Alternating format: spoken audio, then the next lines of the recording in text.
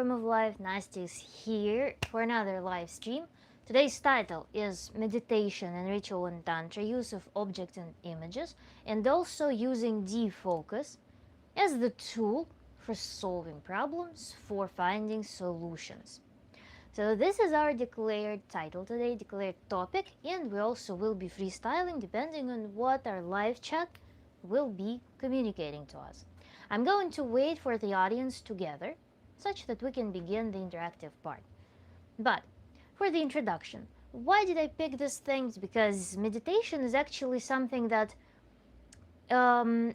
with the New Age culture, with yoga culture, how they were spreading into the West, meditation started being perceived as something very purposeful, and also it started being utilized in a way that perhaps a little bit too narrow.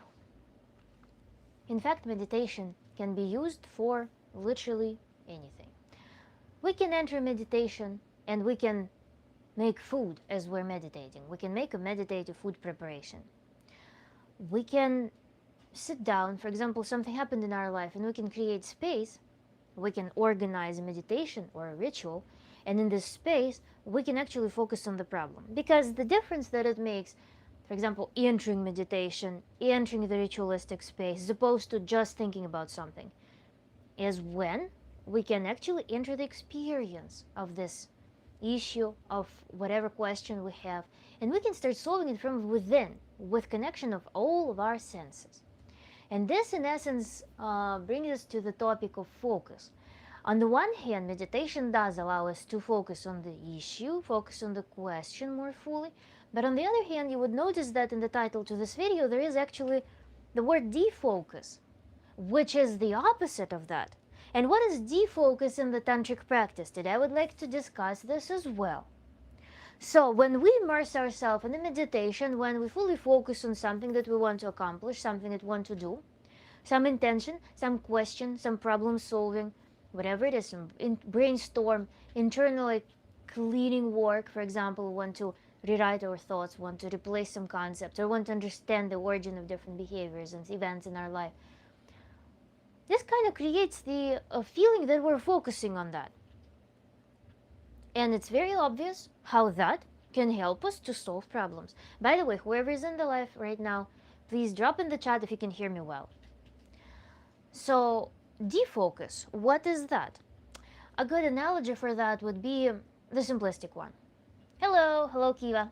Nice to see you again.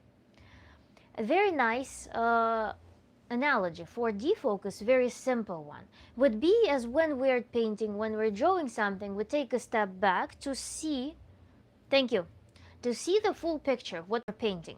Because oftentimes when we're doing something, we look at it like this, we fixate on some segment of it, and we don't see the full picture. Our anxiety grows because the full picture exists and wants our attention. There's some important information in this full picture, but we're picking only a small segment. We're fixated on it because we feel like it's some like comfort zone, let's say. We forget about the existence of everything else. But the solution often lies in our observation of the whole thing. So defocus here is when we step back on the one hand. We step back, we let the issue dissolve on the one hand, but on the other hand, we see more complete picture. But then the other side of defocus is actually lowering the importance, because anxiety dampens our ability to think critically. Anxiety makes us pursue short-sighted solutions oftentimes because it's fight or flight mode.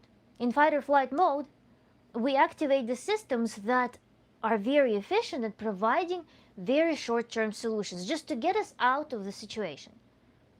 But in life, we often face situations in which we need to be more strategic, in which we need to find more wholesome solutions. And they often are found outside of the space of anxiety. So defocus is the tool that allows us to diffuse this little snippet that bothers us so much, remove this anxiety, relax our mind, let us see a more complete picture, and then from that very nice balanced state, where we're more grounded, because the more options we have, the more spectrum of elements in our life we have, the more things we can fall back on, the more resilient, the more calm our mind becomes. And we can start finding the best solution. We can start using our strategic mind. We can calm down. We can not perceive things as catastrophically as they are in our imagination when we're hyper focused on something. And thus, our quality of life locally and globally improves. And this is how we can combine meditation and use of defocus. Because it's not always that we need to bury ourselves in this super focused tunnel vision. In fact, it's rarely necessary. Let's see the chat. Okay, I hope I didn't miss too much. I have to get notes ready. No, you did miss too much. I just started giving introduction. Interesting. Anxiety can be terrible to the point it basically blinds us mentally. Exactly. Exactly, and it's a huge issue. When in anxiety, again, we only can just respond. Oftentimes, we just react to something.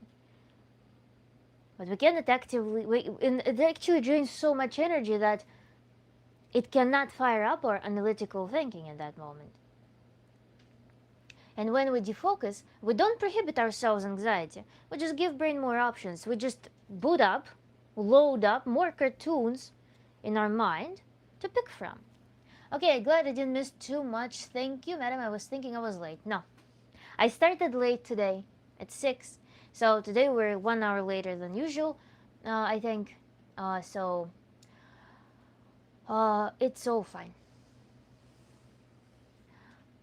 Question, yes, please.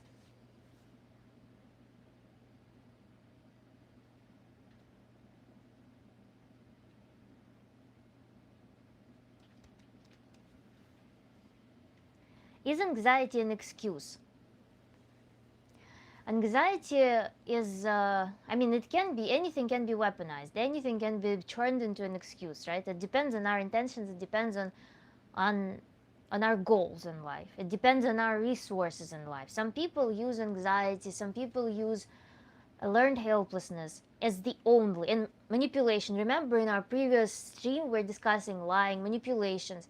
For some people, these tools are the only tools they have in their disposal to interact with people, to get what they need. So those things from the outside, they can look like they're an excuse. But for a person, it's actually a very limited existence.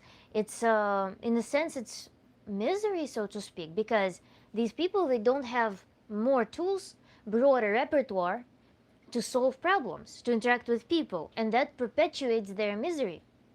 Because you cannot communicate with people heart to heart. You cannot clearly express your feelings. You cannot actually communicate and receive adequate feedback from people, because when you are in those altered state, people reflect on that as like something is off.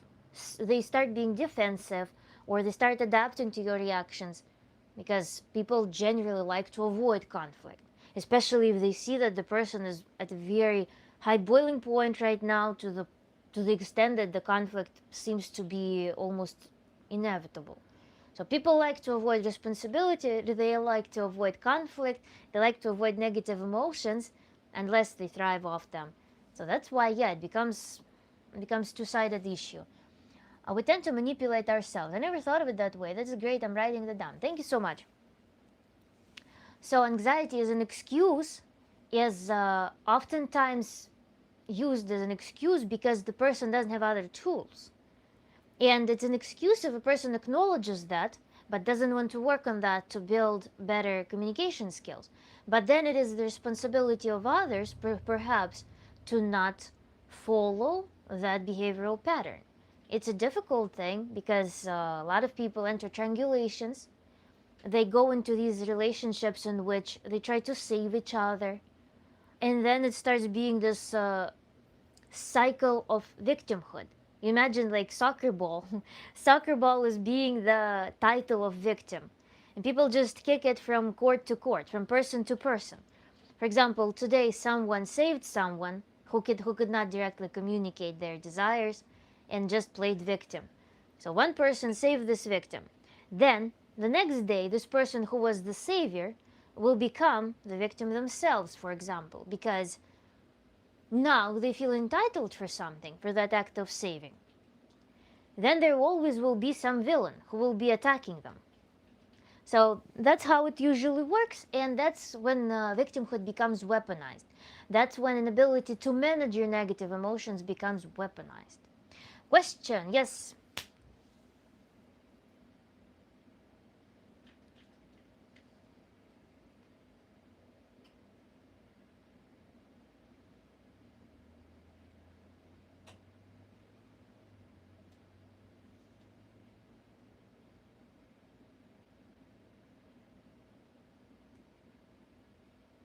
Whoever is joining, we're asking questions right now. Check out the title of this live stream. Is it healthy for a relationship to have a lot of saving each other? I don't know, because you see, when you're saving, when you have tendency to save someone, it's likely that saving is a part of your language of love, which means that it is interesting for a person who is in this saving victimhood relationship. If this is the exchange of love, then what is necessary for this love to exist? The trouble. Some trouble, which means that the focus, the center of the relationship, will be to maintain some trouble. And this is where people start crafting scenarios in which they can bring this trouble as a devotion into the relationship. And this is where they start focusing, literally just out of all landscape of life, they will be focusing on this trouble, because this trouble is the guarantee for them to receive love. Usually saving and being helpless or needing help, needing to be saved, all of those roles are reciprocal. Sometimes person enters relationships with someone who they think they need to save, but then that person will be seeking saving from somebody else in outside of the relationship. The relationship, in essence, becomes incomplete. It will be always relying on some other supports from the outside. It will be relying on having troubles going on all the time. So all in all, it creates a whole chain of events around them that overall creates somewhat dysfunctional environment around this couple. This is why it's important to, of course, saving, supporting each other, falling back on each other is totally normal. That's part of why we go into relationships in general with people. Why we build networks is to better acquire resources, to seek safety, security, just to enjoy human experience together, feel belonging, see that we have some witness of our life. It is normal to have some reliance on each other, but when it becomes a thing dynamic where one person is perpetually in this role or significant amount of time they're in this role, the other person plays the role of a savior all the time, the person who like literally enables survival of the other person, this is an ill dynamic. And because it has this, I call it short-circuited relationship. Short circuit. Ideally, when we talk about relationship that's functional and beautiful and thriving, it is love that charges both people, and they ascend in a way in their life. They ascend, they move up, they awaken creatively, they're active, they're capable of facing the world now and giving to the world. This relationship enables their creatorship. This is a non-short-circuited relationship. It is an expansive relationship. When we think about unhealthy dynamics in relationships, this is what I call a short-circuited relationship. All focus is inside of the relationship, because should this parental saving figure withdraw their focus from there will be an unsafe situation. So they feel compelled, they feel like it's a necessity for them to keep this dynamic going. If they withdraw their attention and they put it elsewhere, they have an idea These two people, nothing's wrong with them. They just have ill style of attachment. That's it. They think that if they withdraw their attention there, something will happen here. Their little baby will collapse in some way. So they always need to keep this control here. They develop a huge anxiety because there's huge responsibility somewhere locally. And this becomes the self-devotion. And then at the same time, because it's their attachment style, this is their love language, they're interested in perpetuating that, mutually interested. What country are you in? Oh, I am in the United States. Why? What country are you in? Madam, if I'm taking some time to comment and chat, it's because I'm writing. Sure, I mean, I see your comments. Thank you for dropping at least some like remarks here and there. I appreciate it. So saving, in my understanding, when it is a general dynamic in a relationship, just in practice is proven to be dysfunctional in some global sense.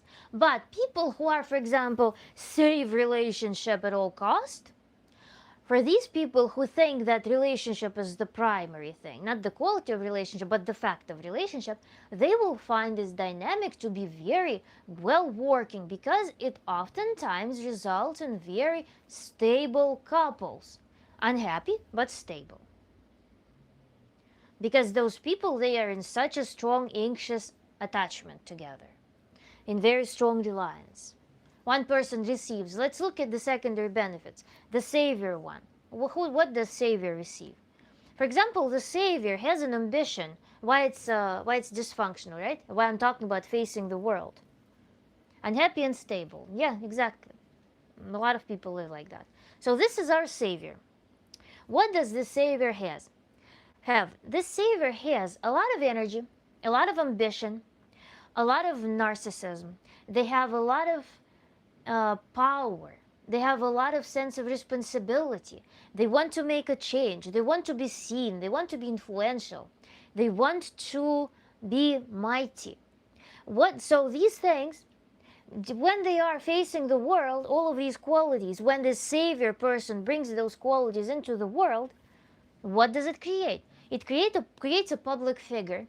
It creates an influencer. It creates a powerful person who is capable of making a change, who is capable of running a business, who is capable of taking responsibility for something. So this savior could be better off if they put this energy there. Instead, something prevents them from pursuing that expensive, very useful, very high reward activity. They put it here onto this person. And they just milk them for this instant gratification, fulfillment of all of those needs. Desire for power, desire for control, desire of giving, desire of being needed, being seen, exercising power. So they get this validation, they try to get this validation from this poor person who is there to play a victim. This person has a trouble that person always needs to be rescued from. So the savior is on a constant mission to keep saving them. But it will never be satisfied. As I mentioned, hello Louise, when this savior turns their ambitions into the world, they will start receiving a lot of reward from the system. They will start receiving resources from the system. They will be much more balanced and happy. And then when they go into relationship, having this all stuff satisfied, they will be just enjoying the relationship. They will be able to build this healthy love. Instead, they will be getting disappointed with this person, with this poor victim. They will be getting disappointed with her or with him all the time, which will also propagate the role of victim in this person because they will want to be better. But they won't be able to because they need this trouble to exist. So they will always want to do better. They will be always failing. They will be always hold on to this power, this problem that they're carrying that enables this person to save them all the time. Plus, at the same time, this person will not be realizing themselves in life either because they're receiving they're kind of like oppressed by this savior. So this person doesn't contribute to the world what they want to contribute deep inside. This person doesn't contribute to the world what they want to contribute deep inside. Together, they're draining each other. They're trying to eat something out of them that they will never be able to mutually satisfy. And this couple gradually grows into a more and more ill system, going through the cycles of I'm a good person, I'm a good girl, I'm a good boy. Then, oops, I messed up, save me. This person saves them. Then, oops, I'm guilty, forgive me. And this person grants them forgiveness, and so it just all becomes this perpetual circus. It's an interest of both people in this couple to withdraw, to turn their attention into their creatorship.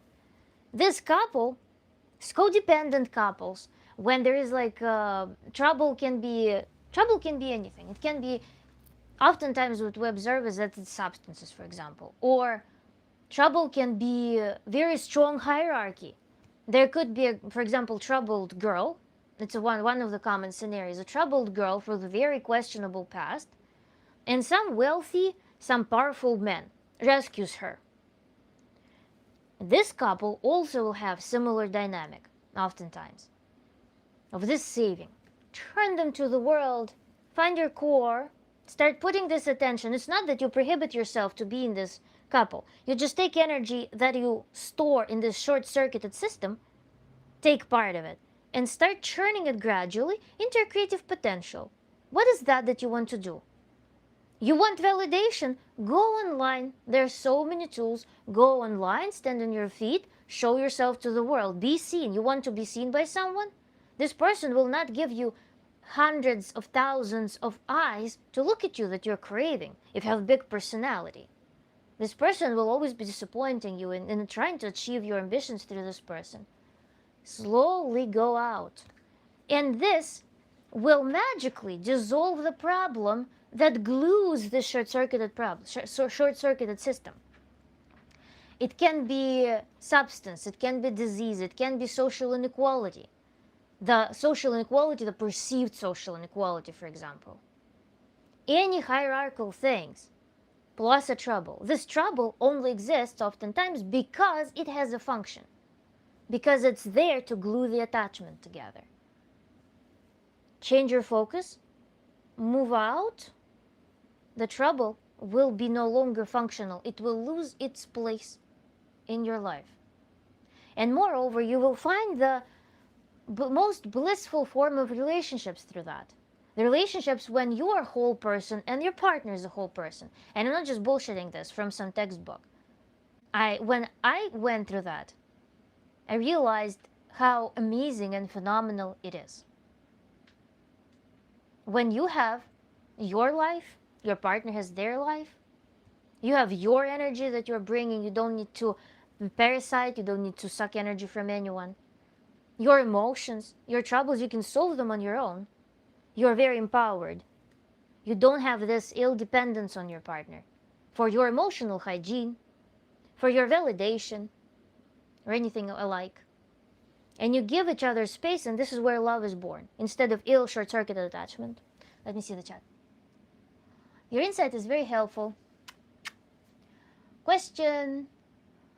This is the most mild form of relationship conflict. Goblins can't relate to elves. Best wishes anyway. Sure, thank you. I want to be noticed by you, senpai. So is the savior seeking for rewards and acceptance first, then the relationship? Sounds like a lot.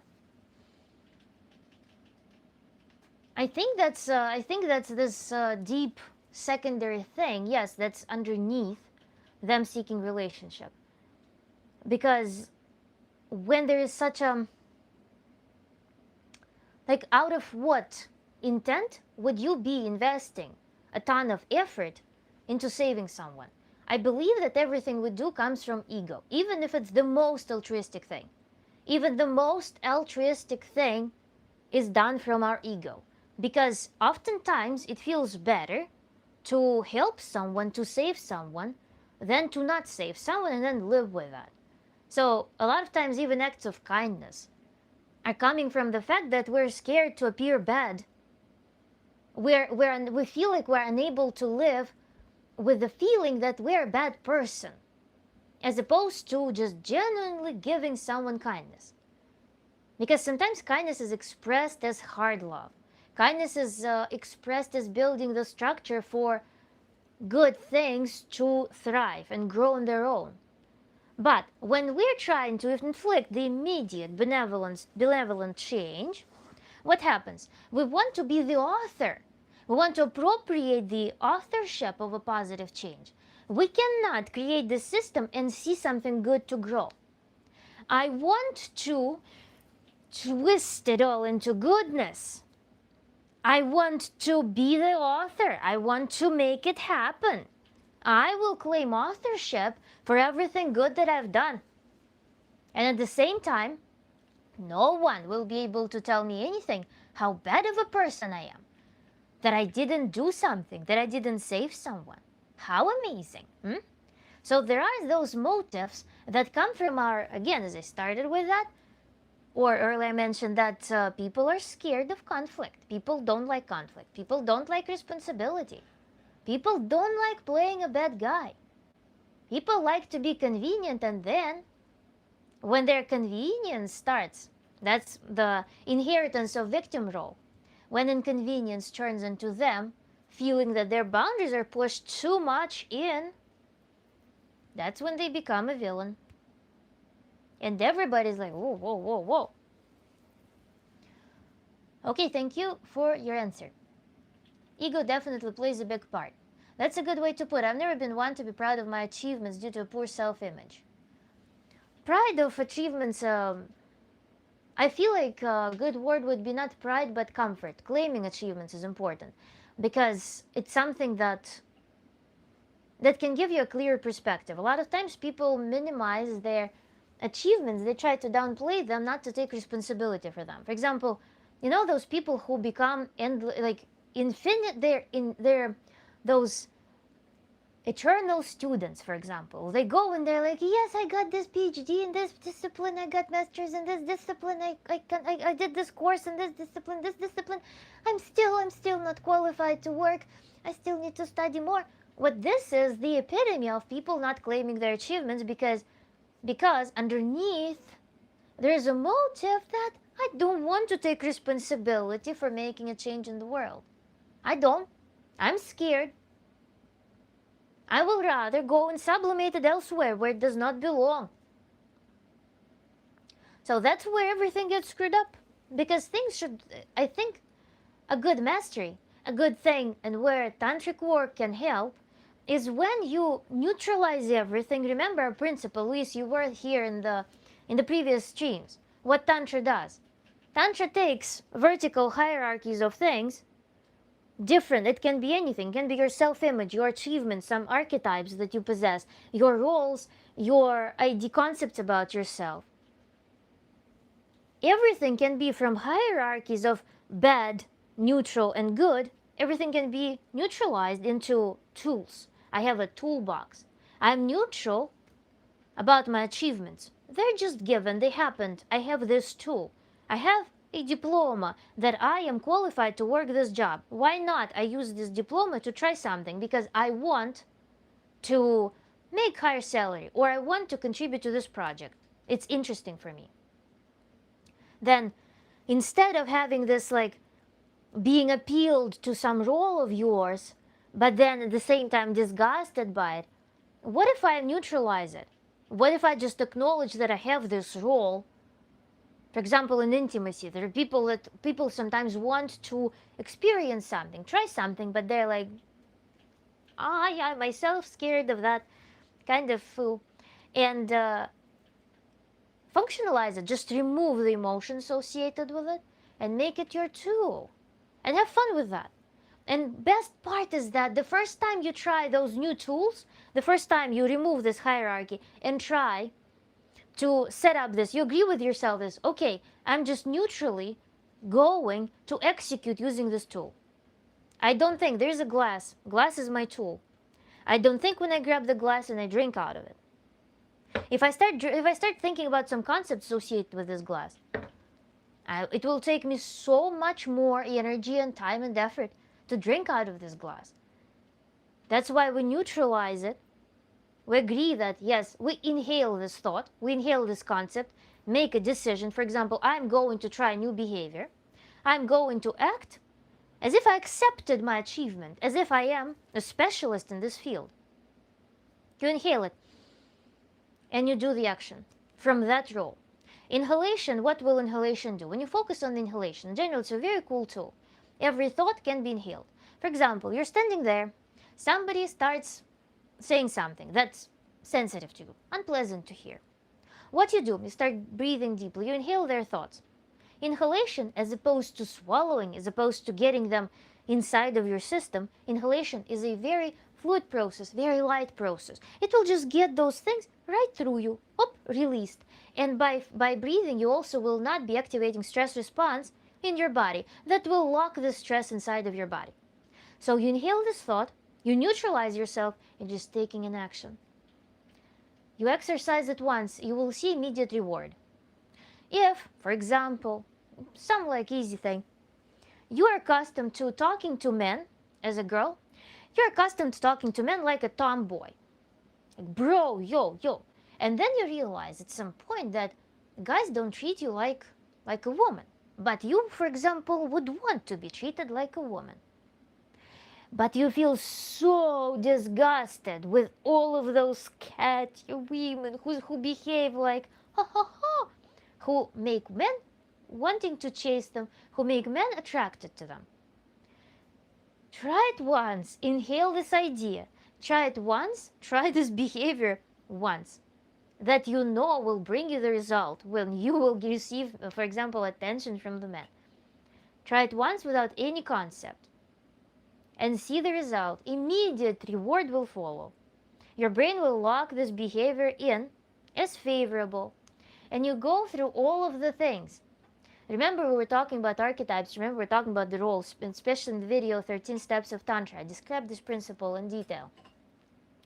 You go through every role of this and you try it on. First, you can rehearse it at home. Your achievements, you can think about them. You can, for example, make a presentation. If you have some achievement that you would like to, for example, let's do with work, with job interview, or you try to get a job that you feel is kind of out of your league, you're scared of it. Try pretending that you are this interview and talk about your achievements to yourself or to the camera or to the mirror. Try talking about it neutrally. Present it in a neutral fashion. That's it. And then tell people that I am this and this. If you want to reinforce, you see, I'm against ascribing yourself an identity, but when it comes to certain things that we want to reinforce, you can actually use that in your verbal portrait. You can emphasize that in your speech, for example. I'm this and this. Present yourself as I'm a specialist in this and this when you're just meeting new people. Try it. You will you will see that either no one gives a damn about that, they're just reacting absolutely neutrally, or they're welcoming that. It's rare that you will receive a burst of laughter like, ha ha ha ha, look at this. Good examples, thank you. Good evening, sister. Hope your week has been going well. Thank you. Yes, I hope yours has been too. Excellent advice. Reproducing negative comments via the breath. Yes. And it's a very magical tool. It works so well, it feels magical. Just inhale it, doesn't get stuck in you anymore. It just passes right through. Not acknowledging our achievements is very common because we also depreciate things. It's easy to depreciate because when you achieve something, it's a given, it's happened. You know how it's paradox because people live for achievements, people live for milestones, not necessarily noticing the flow of events between the milestones, depreciating and kind of dismissing the time of their life, dismissing the value of every moment of life that happens between the milestones. But then what they forget about is that after the milestone has accomplished, there may be several minutes to maybe one day when this milestone gives any pleasant sensation. So it's a very, very fleeting moment that in the perspective there and then appears very grand, but in reality, when you're in that moment, it diminishes immediately. So it goes to total depreciation. That's why my suggestion is to celebrate every single day, such that milestones and achievements, they just weave into your, in general, very joyful, pleasurable lifestyle. When you give acknowledgement to every single day, this is when you will dissolve the concept of achievements and you will feel in general fulfilled. So the concept of achievements will not be that necessary. This is where you will lower their importance, you will lower the tension around them. And this is what will help you neutralize the perception of these achievements. When you're in general a happy person, content person, you can easily talk about it because you know the value outside of these achievements. So this is another facet of this work. When you in general live a happy life, you will not worry about the perception of others of some achievements, because you found deeper harmony, you found much deeper supports inside that naturally make those achievements just some qualification milestones. And when you live in this joyful state, you live out of your desire. So whenever you go to you encounter some process where you need to present your achievements, for example, you come there out of your desire. Imagine going to work with the mood that, oh, actually it's such an interesting project, I really want to work on it, I'm so excited. Instead of, I would really want to contribute to this work. I really love this company. I think it has good reputation. And I need money. With these two attitudes. And these two attitudes come from the habit of living differently. Two different habits of life. Daily life. Not some milestones. I need to try this for sure. It seems like it would be very effective. Many thanks. Yes, very true. Thank you. I myself, I'm talking about it with passion because it's my personal, path. So I talk about it also from this experience because I was trying to find this frontier that I was pursuing. But never achieving this, I never feeling what it was all for. I knew that I was working, but I didn't know what it was for. Because when some milestone would be accomplished, and I would be in the situation, in the environment that is the consequence of my achievement, the only thing that I was able to focus on was to actually go pursue new achievement. Because this thing instantly lowered my satisfaction. So that's how it was for me. And I needed to work on that. Because I was like, okay, with age, it doesn't change with age. Okay, it doesn't change with age. It doesn't change with education. It doesn't change with the amount of money I earn. It doesn't change with quality of relationship I have. Nothing seems to be changing this perception. So there must be something to it that I need to fix on my inside. Perceptual thing. Change the priority and do this diffusion. Actually, this thing with diffusing the importance isn't on par with our today's part of our topic about defocus. Defocusing is literally when you diffuse your attention onto something very broad and big in which only the existence remains.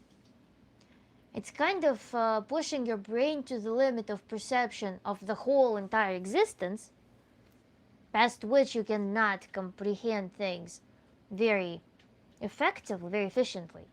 But this is the state in which you are most connected with the core, so to speak. You diffuse every concept, you diffuse all importance. You're fully in the moment, and from this point, you feel life as it is. I'm sure many of us can relate to that experience. Yes? Especially intellectuals, especially people who grew up, for example, with neurotic style of upbringing, when parents were exploiting the system of reward, when parents were really strictly monitoring your successes, when parents were giving you this conditional, no, it's normal to give conditional reward, but when even like basic security in the family was based on you achieving things, when your basic security is always challenged by some like mistakes that you're making, by being imperfect, when you're only getting, when you never receive a reward, but you actually receive punishment for making mistakes.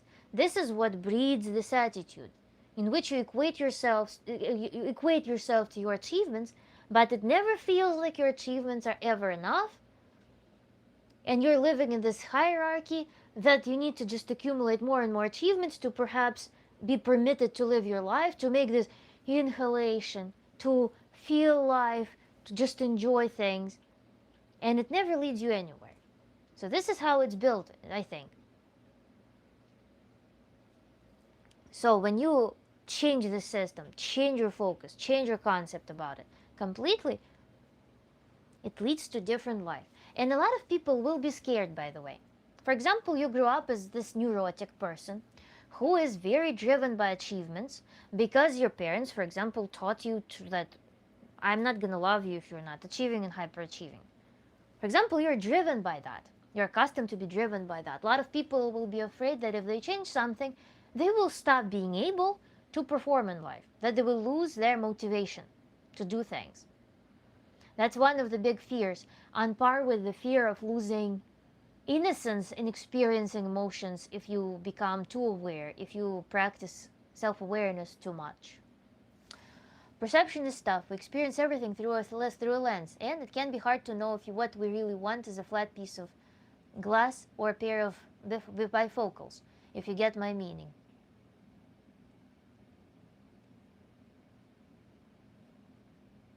Yes, I think I do get your metaphor. And through a lens, what is that lens? Whose eyes are there in my mind?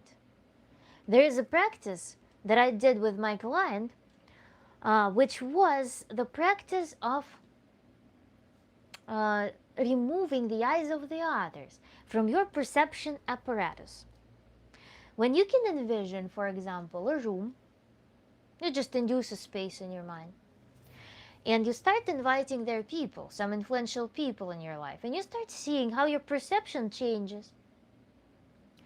And through this practice, you can see vividly, you can start tracking whose eyes are looking at this issue right now. Am I fully perceiving what's happening? Because when you're looking at the world through your own eyes, what happens? What is the advantage of that? The advantage of that is that you're actually feeling it. So all of your sensory apparatus is in tune with your perception.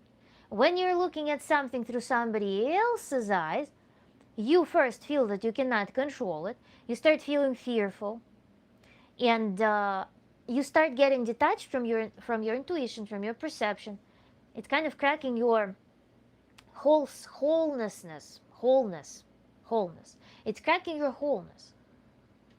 And this is where it becomes in a more inefficient way. So it is better when we, for example, ask for somebody else's opinion. It is an open, obvious conversation. When we ask for someone's opinion, they give us feedback, we clearly know that this is their opinion. And we can operate in the rational sphere with them. When we are looking from within with somebody else's eyes, this is when our perception is skewed, because we are mostly in our unconscious at this point. So there is a deeper conflict going on. It's not a rational play, it's not a rational discussion. It is a split somewhere in the system. Yes, that's it. Do want to see things in as unbiased way as possible. Do want to see things in the most positive way possible. Do want to see things as others see them, and so on. Yes, and you can actually do this. Yeah, um, yeah, and the practice that I was suggesting was just to interestingly, an interesting thing to observe when you invite different people to be with you in this mental space, looking at you, or you can invite them as well in this meditation. You can invite those people and have some issue in front of you. How you will be regarding this issue with those people. So that's something where you can split your authentic thinking and of thinking through the lens of others. But also you can go completely bypassing that. I presented that on one of the recent streams, the practice for making decisions, for example, when you engage your body. When for making decisions, some hard decisions, choosing between different things, you utilize your body, utilize the space, and this is when you can combine as many senses as possible for coming up with the best decision in the circumstance.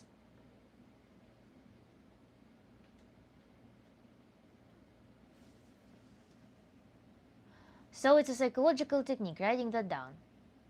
I have to try this. These sorts of meditations are quite different from most of what I've practiced in the past. Yeah, and that's what I wanted to discuss today with respect to meditation, how it's practiced in Tantra.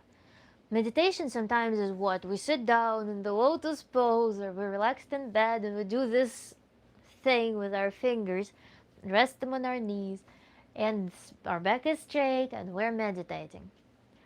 Meditation and ritual, I group them together, are a dedicated space when you just journey. You can journey through your psychophysical space or metaphysical shell of yours. I don't know how to word it properly. What would be the best definition of that? Because it's a combination of your self-perception, of your experience, of your senses, and of your some concepts that exist in your psyche.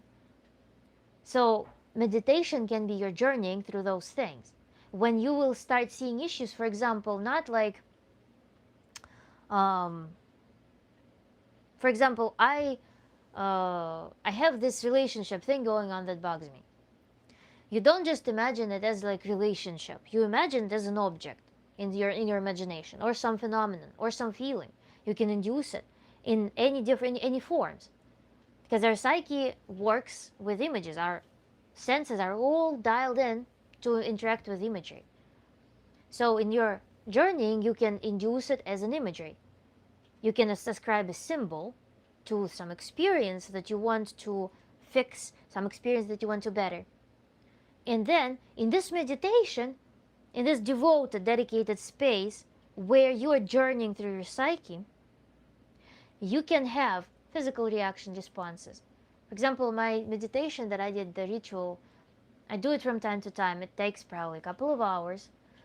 When I do cleaning of thoughts, if I absorbed too many concepts, too many thoughts, and they're just like buzzing in my head, I need to do something with them. I had a thought in which I was scared of time. I was scared of how time is flowing. And it came to me in this meditation. I was like, I had pieces of paper, and I would induce certain things that were bothering me by like one after another. So when I sorted out some discomforts. I sorted out some thoughts that were bugging me, some interactions, relationships that were bugging me. And I was like, something still bothers me. What is that? And I started feeling that it was the flow of time. I was scared of flow of time. And what came to me, my body started responding when I started healing that relationship with the flow of time. When I started searching how I can make this relationship comfortable, how I could not experience any unpleasant feelings about it, my body came to help me and started moving. It started dancing. It started performing some moves that were very like familiar for me, some choreographic moves. And I felt like indeed when I move, when I get my energy to move, this is when I am in tune with time, because time is scary that it flows only when life flow is faster than our flow, when we're stuck somewhere, when we're holding on to something. That's how it works in my world of metaphors. So when I'm in this process, the time and life are flowing, the time and life are pulsing, I cannot be stagnant. So I felt like to come in resonance with this flow of time and to not notice it, to just feel bliss with the movement of time. This is when I need to get my body to move. This is when I need to allow myself to move in life. Movement, movement. So this was the metaphor that my body helped me to see. So that was my solution. Whenever I start feeling fearful of the flow of life, of the flow of time, when I start feeling foam or anything like that, the first thing I do, I move. Even physical movement. Physical movement brings you right now. It allows your energy to flow with the pulse of life. Get things stirred up.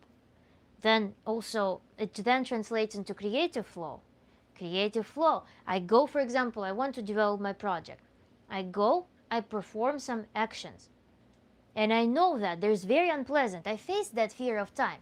I faced the fear of time in meditation. What's another benefit of that is when you create dedicated space for it, you face it so closely that you can amplify the discomfort associated with that very strongly. It's a very vivid impression. So then in life you can immediately start using that.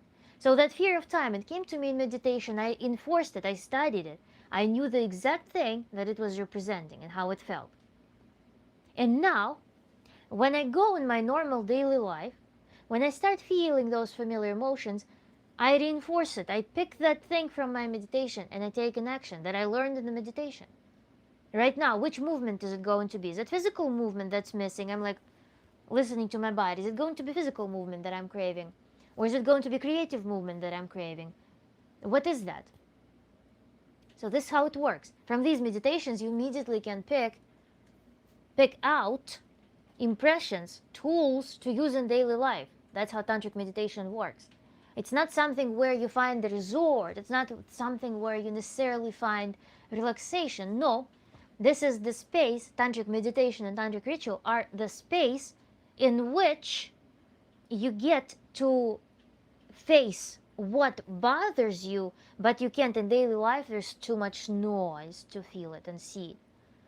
And then immediately learn tools to undo it, and you pick them and you bring them to real life. Now just use them. I have to try this too, these sorts of meditation. I will read it. Pardon for the interruption, lovely people, but what is the topic title? I missed it and can't think of one, if anyone knows. The topic title is Meditation and Ritual in Tantra, Use of Objects and Images, and Defocus. Defocus, like anti-focus.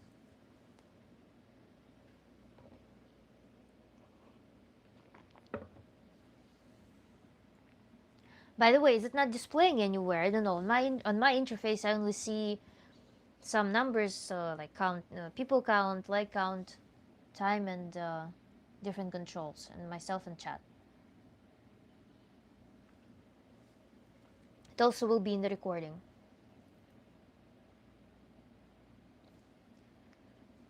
Doesn't display? Okay, good to know. I guess it's for people to find it when they scroll YouTube. That's when they will see it.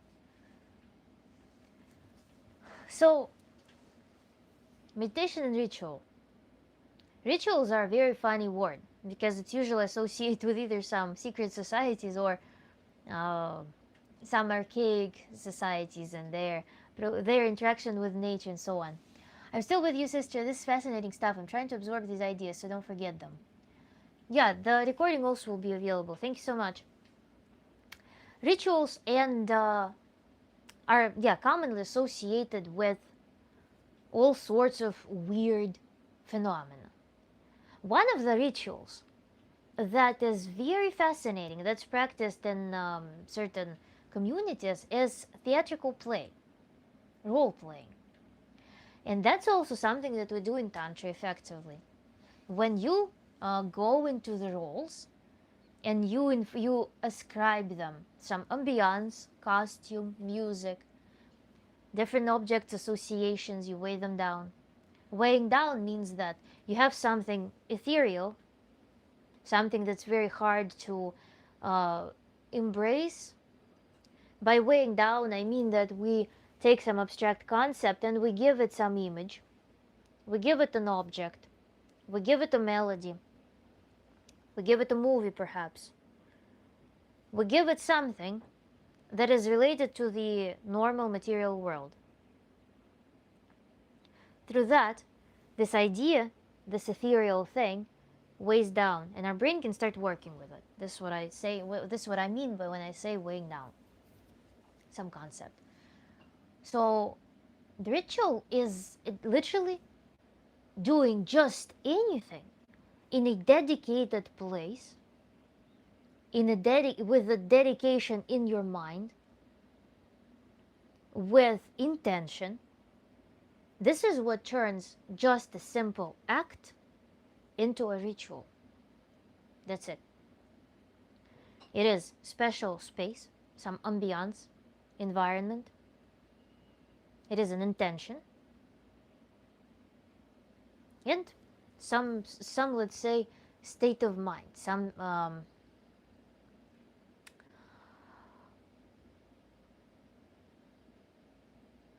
I guess that can be actually bundled up with dedication there. Rituals are very useful even when we talk about pets, when we talk about children, because in interactions with children, with interaction with pets, we create environment for them. We create a special mood. We enter special place. We have certain schedule even. It has some regularity. There's some expectation to it. Basically, in the ritual, we create controllable environment for very deep and perhaps uncontrollable experiential things.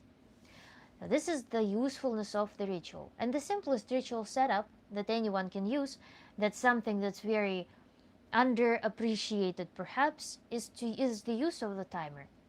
I will be making a short summarizing this, how you can use timer and turn a lot of the things into very meaningful and actually truly life-changing rituals and processes.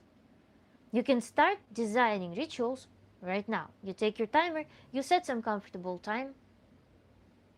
It can be 2 minutes, 3 minutes, 30 seconds. And for 30 seconds, you put your phone, you press the button, you initiate the ritual, and you go in some process with full dedication.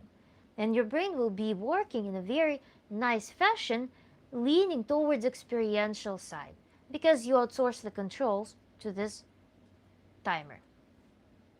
Structure in general. Some people are scared of structure. They want to embrace fluidity. They want to embrace spontaneity. But spontaneity and fluidity can actually do more harm to your ability to experience things, because too much spontaneity, too much chaos can create anxiety. And anxiety is a hindrance on the way to experiencing things clearly, to enjoying the experiences. And also children and pets would be a good example here as well. If you don't build a structure for them, they won't be able to play comfortably. They won't be able to develop psychologically well. That's why for children it's really important to set a schedule, to make their environment predictable, to set some strong boundaries within which a child can play. And this is what we do when we set up our rituals, when we set up our meditations. We set a rigid framework outside to let us enter in this safe, beautiful space in which we can journey freely, without any distractions, without any anxiety, without any fear, and we're going to be facing our experiences purely. I like how I always learn something new each live stream. Writing short notes helps me remember. Thank you. This talk of intention is interesting. Intention is a huge part of traditional martial arts. It's the key to Shuriken Jutsu, for example. Shuriken Jutsu manifests the inner state of the practitioner. There's a lot of wisdom to intake. It's great. Yeah, in martial arts too, there is, I think a lot of them, yeah, they're choreography of energy. It's a balance of creation and destruction.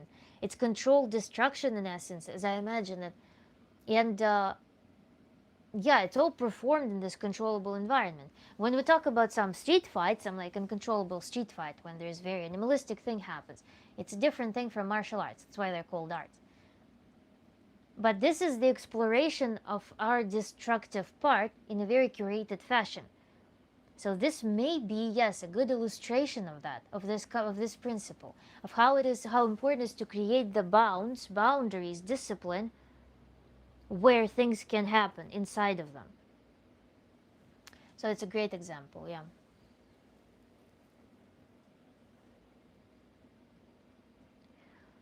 And when we talk about tantra as well, imagine in tantric work, what things surface usually?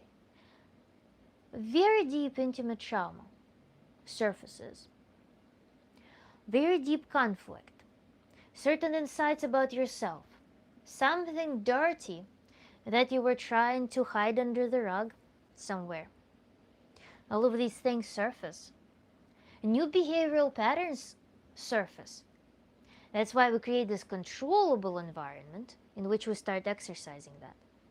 This is why I emphasize it may seem very pedantic, it may seem very strange to create space and time, to use that timer, to create schedule for practices, to make them to perform them in a very regimented fashion.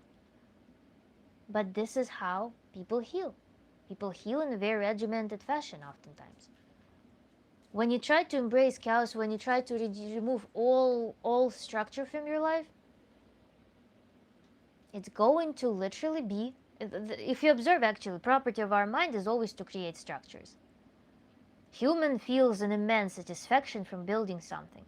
A human feels an immense satisfaction from taking lumber, from taking some raw materials and turning them into objects with functions.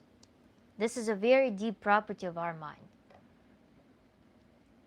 And when we ditch structure, when we just embrace spontaneity, when we, for example, embrace this expressionist art style, when we look at some modern art and we're like, wow, expression. This can lead to propagation of anxiety and the feeling of being lost, actually. Humans can only embrace so much. And another principle that makes the concept of ritual dedicated space so important and so functional is that our focus span is not so vast. We can focus on maximum 3-4 things at a time in general. So if we try to keep an eye on many things, when we allow our brain to journey, control something, think about something else, this also is not going to work. This is not going to allow ourselves to fully immerse in this world of our psyche, to focus on certain problems that we want to solve right now. So this will be another impediment here. And the ritual setup, how can it be done? You can have an altar. For example, if you want to start practicing tantric meditation, if you want to go on a journey of figuring things out, if you want to dive in the world of imagery, if you want to reconnect with yourself, hear what your body needs and wants, and what your mind is craving right now in the moment, how to create this space for practice? Very easily. I personally have this little yellow rug. I have flowers that I can lay on the ground to assign that this is the space. This is what turns my normal room into a space, a ritualistic space. I can have a certain, like, I don't know, glass of water, put it there beautifully, arrange objects. I have my shells that I brought from Florida. I have my shells, I can put the shells, they also have certain meaning. And this is how I turn my room into an altar. I turn some music, I play music that I typically don't listen. So it can be some Gothic meditation. I like Gothic meditation. It puts me in a very strange, dark mood, but then dark and very introspective. That does not cause me to have any emotions. It kind of allows me to ground myself. So this is how I craft my experience. I sit on the floor, all of these objects. I start my ritual by connecting with this divine union. I don't know if you watched 13 Steps of Tantra. There is this concept of this union that produces the pulse of life and everything, that produces creation. And ultimate bliss, love, creative force, however you want to view it. So this is the divine union, this pulse of life. I focus on this image of a couple that produces this pulse of life in the ecstasy, and this is the baseline for my practice. So in whatever experiences I want to heal, I connect with this resource. I use it as a resource, as a baseline, as the golden standard of how this experience must feel. So I overlay my experience with this golden standard, and I heal it using this energy inside of my meditation. So this is how it works. But first, I go into this space, focusing on this baseline, and I make sure to bring it to its absolute, to the absolute of beauty, to the beautiful pure energy, as much as I can, such that I can keep it in mind, I can use it as a tool. You're very insightful, sister. Shuriken Jutsu is the Japanese blade throwing art. I find it the most spiritually intensive field of martial arts. In short, your blade will travel in accordance with your spiritual state. And I see it every day. When I feel internally out of sorts, the shuriken will not fly well and penetrate the target. The practice of this art is a meditation in and of itself. That's interesting, yeah. You actually can see through this practice, you can see the direct projection of your state into the world, which is what people who practice meditations, people who practice manifestations usually try to do with different processes. You actually get to witness that. It's really interesting. You get to witness it immediately. So it's instant gratification thing in that regard. Kiva, thank you so much. Thank you, madam, for your insights. This is to show appreciation. I haven't finished the Tantra video yet. I am at 2 hours, 7 minutes, 36 seconds so far, almost to end. Thank you. Enrique, hi, Enrique. I don't know why you are showing me those monkeys.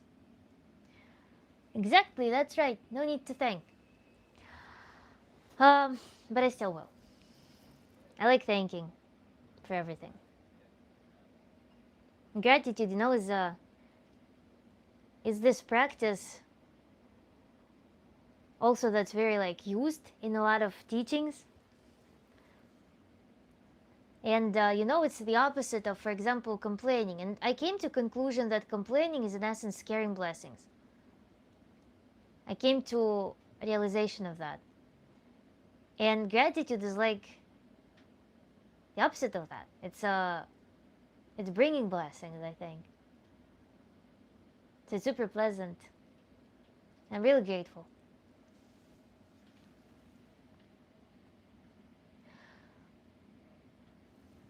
I would be actually shuriken. I would be really curious to learn about more probably of your observations with knife throwing. It sounds kind of crazy. I would want to know some examples about it. Maybe I'll watch some videos on that, because it sounds fascinating to me. But then I have real life example. Something I work on is that there are people still that trigger something in me so strongly that in their field I'm still learning to keep full composure. So there is a thing that is my homework right now, is to learn to keep composure around some category of people who somehow manage to throw my energy off so much that I start hitting myself on surfaces. That's actually that materialization of your energy, materialization of how your mind feels. I start hitting myself on the object, start cutting myself. If I'm cooking something in the presence, or if I'm handling something, I can literally do something weird. My body doesn't listen to me anymore. So there is a huge dissociation that happens somewhere in the system, that I cannot be in full control, that I lose some mental institutions and some governance over my own body. And then I imagine when you are interacting with an object that you need to launch in a certain way, you need to be so connected with your body, and that is the result of you being in a very pristine mental state. When you can feel, when you can connect to the energy flow everywhere. Because another thing is, you know how sometimes would go into some tense state, some tension grows, and we stop feeling the energy channeling, as in certain body parts, we don't control them, as if we live only in part of our body. When we live only in a part of our body, the rest of the body kind of doesn't listen, doesn't obey as well. It feels abandoned. So it's an interesting thing. I'm definitely watching videos on this.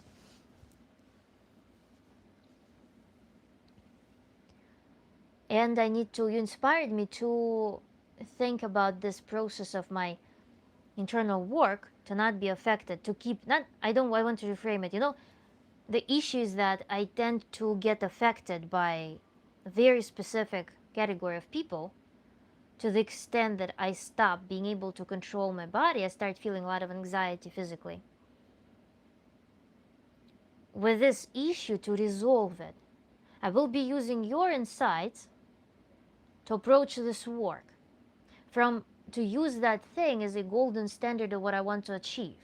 Just like in these practices that I described, I use this union to heal certain experiences. In that moment, if I was to realign myself perfectly, if I was to realign myself perfectly, in the sense that I feel my entire body, I feel the entire flow of things, and controlling things entirely, that's how we'll approach it, as the opposite. And actually, working with the opposites is also another principle, another thing, another cool thing to work with. Like, remember, I was talking about meditation giant. For example, you have a conversation, interaction with someone who has some oppressive effect on you. Like someone who, Enrique, thank you. Someone who gives you the feeling of feeling diminished, that something about you is off. This practice, and this is inspiration for you guys to start generating your own practices, how you can reframe things. For example, the conversation makes you feel small, shrunk, not owning your life. You're like lost inside of your own body, feel uncomfortable after some interaction. We can use the principle of the opposite.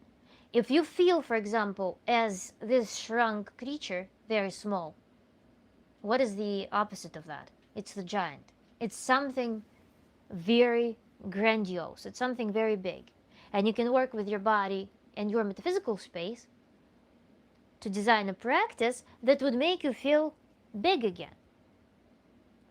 And that's how you can get out of this feeling. And so there are some phenomena that make you feel certain things. For example, I don't know, throw me some example in the chat. What are the typical states, some unwanted states that you may feel? For example, having low energy out of nowhere. You can work with the principle of the opposite. How can I design a practice in which I will feel the opposite of this unwanted state? Having low energy, what can I do with that? What is the high energy image? How do I envision, how do I feel myself with high energy?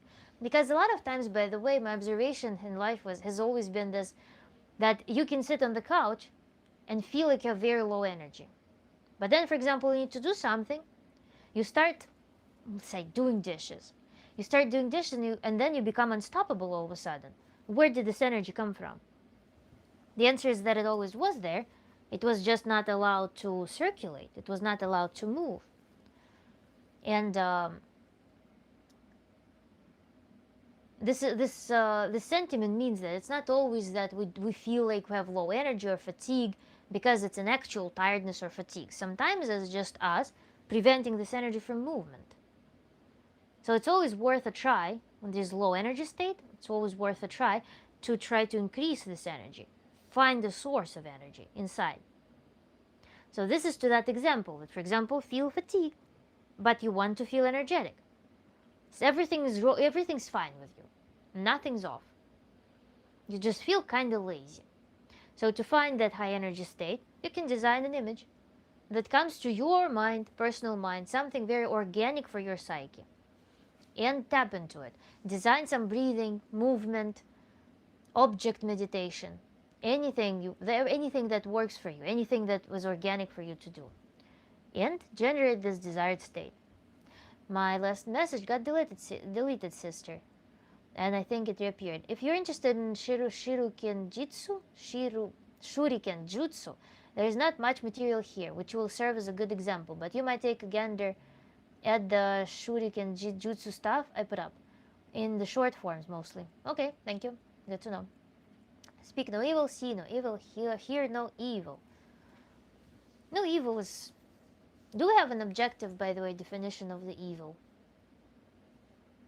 Some, for example, conservative people think, Matt Walsh, will think that I speak of something evil. So, I won't follow this paradigm in the eyes of some people.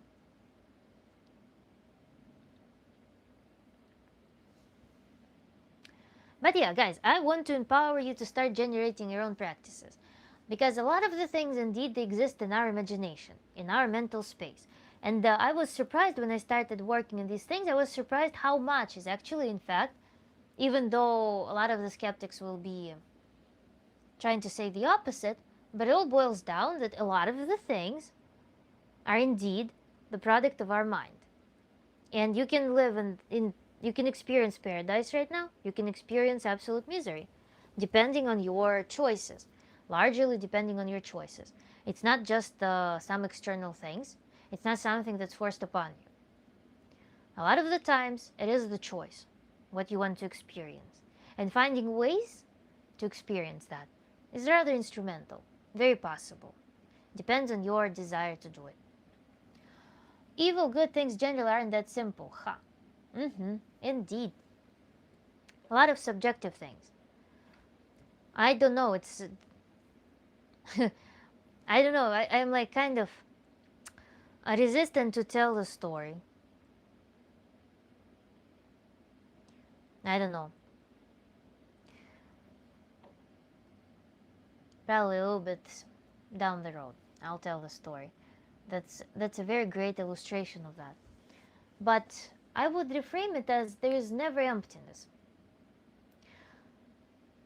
Why did evil have a room, or what people consider evil, why did that thing have a room?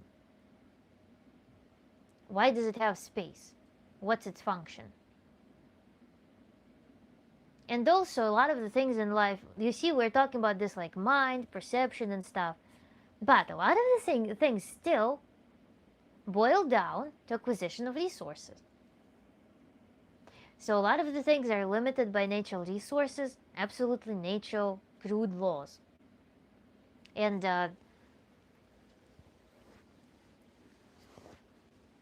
basically, if in the center of human perception lies the desire to live and propagate, then they will have one set of good and evil. But if, for example, vegans, right? Vegans will be willing to sacrifice their life for saving an animal, for example. So they don't have their own life, pursuit of their life and proliferation. They will not have it in the center of their philosophy. So for them, good and evil will be different as well.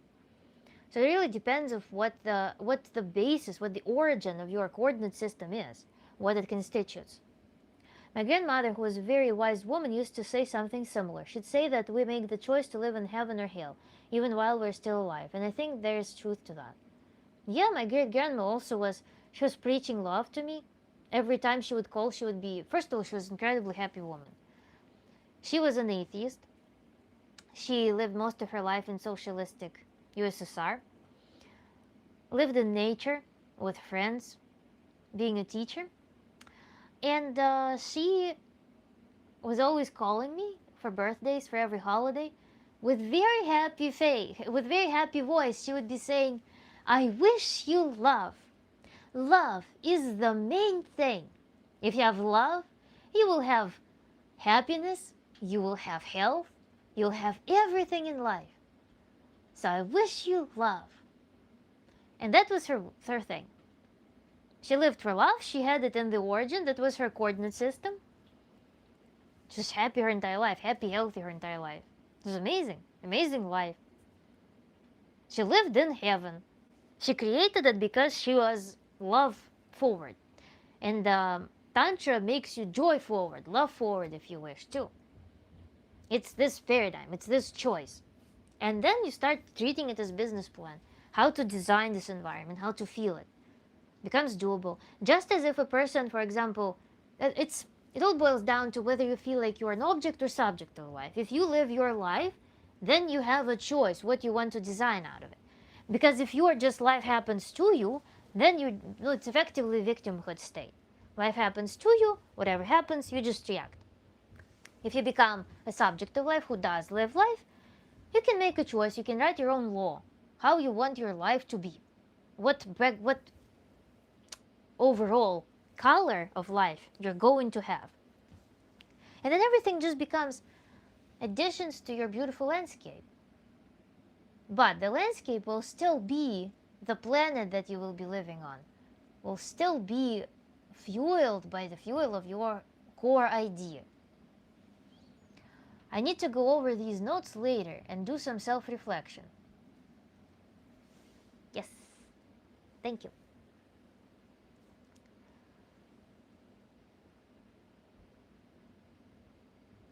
Of course, it also boils down to being biochemically well in terms of food. That's something that I emphasize in my channel if you're familiar. I did a lot in terms of pursuit of healthy foods, healthy diets, and I came to a conclusion, that remember my short about creativity, sexuality, and then just eating, survival things. From that short is actually, it describes why I stopped being a health influencer, talking about my diet, because I used to be talking about my raw veganism, which was a phenomenal experience in a sense, that taught me a lot, and that helped me to find the diet that works for me very comfortably. But at some point I felt like it was so weird to talk about food, to talk about what I eat, to talk about my basic hygiene. It was very strange to me. And it started giving me some neurosis. And then I started thinking, like, do all health influencers feel this way? Because I remember watching some people and they would be like filming those what I ate in a day, why I started eating bread, why I started eating this again, why I started eating cooked food again, why I started doing this again, sorry I'm no longer vegan videos, all of that stuff. And it gave me an impression of overall neurosis, because people just cannot sit in this like pile of limited options in terms of food, focus on them full-heartedly all the time, and be happy somehow. Because it's a very basic level of life maintenance. And I think health influencer is one of the unhealthiest jobs, to be honest. Because when you turn your life into circus, when you turn your basic hygiene into some demonstration, in throwing a show out of it, that cannot be sustainable, it can't be healthy. I don't know. I abandoned that, I couldn't keep up with that, to be honest. I think it's all, the foundation is a little bit higher than that. Foundation of health. Because also when you're a health influencer, when you turn your eating, self-care, hygiene into content, when turned into business, your very basic biological thing becomes a centerpiece of what you're selling. And this is a really, really scary thing. It's like being a professional athlete, I think. Because professional athletes, they rely on a system that must always operate in the most supreme fashion. And the difference between health influencers and athletes is that athletes cannot lie. Yes, they can take some doping, but they can't lie. So they perform and they perform. With health influencers, there's always an option to to do some deal with your conscience. But yeah, it's a crazy profession. So whenever you see health influencer, feel compassion to them, I think. I don't know why I sidetracked on that. Because of great grandma and stuff. Yeah. So yeah, that was the thing. My great grandma, she adhered because of her belief. She naturally adhered to a healthy diet her entire life. She was into naturopathy. She never took any pills. Never. She always like some occasional once in the like in eternity cold she would get. She would treat it with some natural remedies, just sleep it off basically. And she lived off this love fuel, and that love fuel was driving her. She found her she found her place, she found her domain in life so well because she prioritized that belief. And I don't know what comes first, whether it's overall biochemical health, whether it's some early childhood imprint. But then you look at children who, for example, grew up in very dysfunctional families and or cruel families, and they still prioritize this love. Maybe it's something genetic. I have no idea. But she lived in this fuel, and she lived in paradise her entire life, and she propagated this paradise. She was creating more of that paradise. Her garden, she'd just go run into her garden.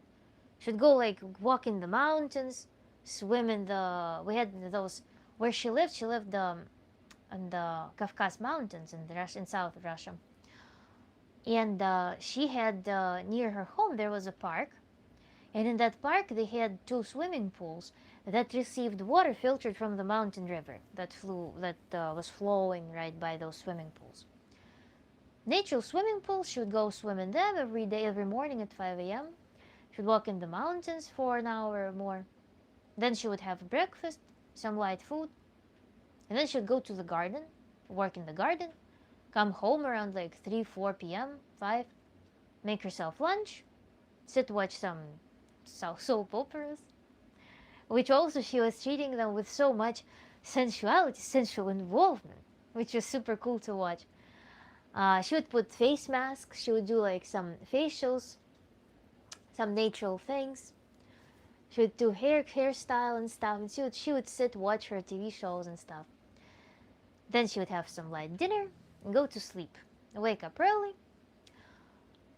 Was in excellent shape till she died. Unfortunately, she passed away during the events of 2021, and it was so silly because she was walking in the mountains and they had this rule.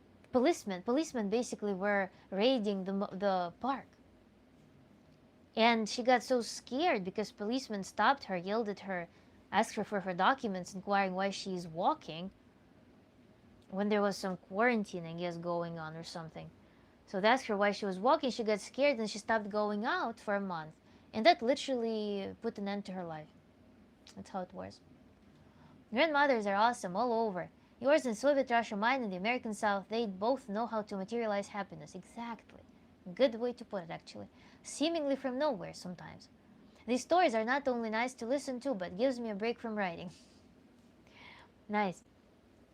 Yeah, grandmothers, yeah, my grandma actually, another lesson that I learned from, not from my great-grandma, but from my grandma, was also a very sensual, very bright woman, also from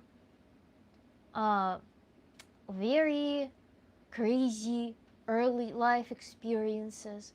She kind of grew up to being such a spark, such a light. My grandma was always telling me whenever I would be frustrated about something stupid, she would always be like, oh my god, if when you're 70 you will look at the damage that this war gave to you right now, and you will be thinking how stupid it was, so stop it.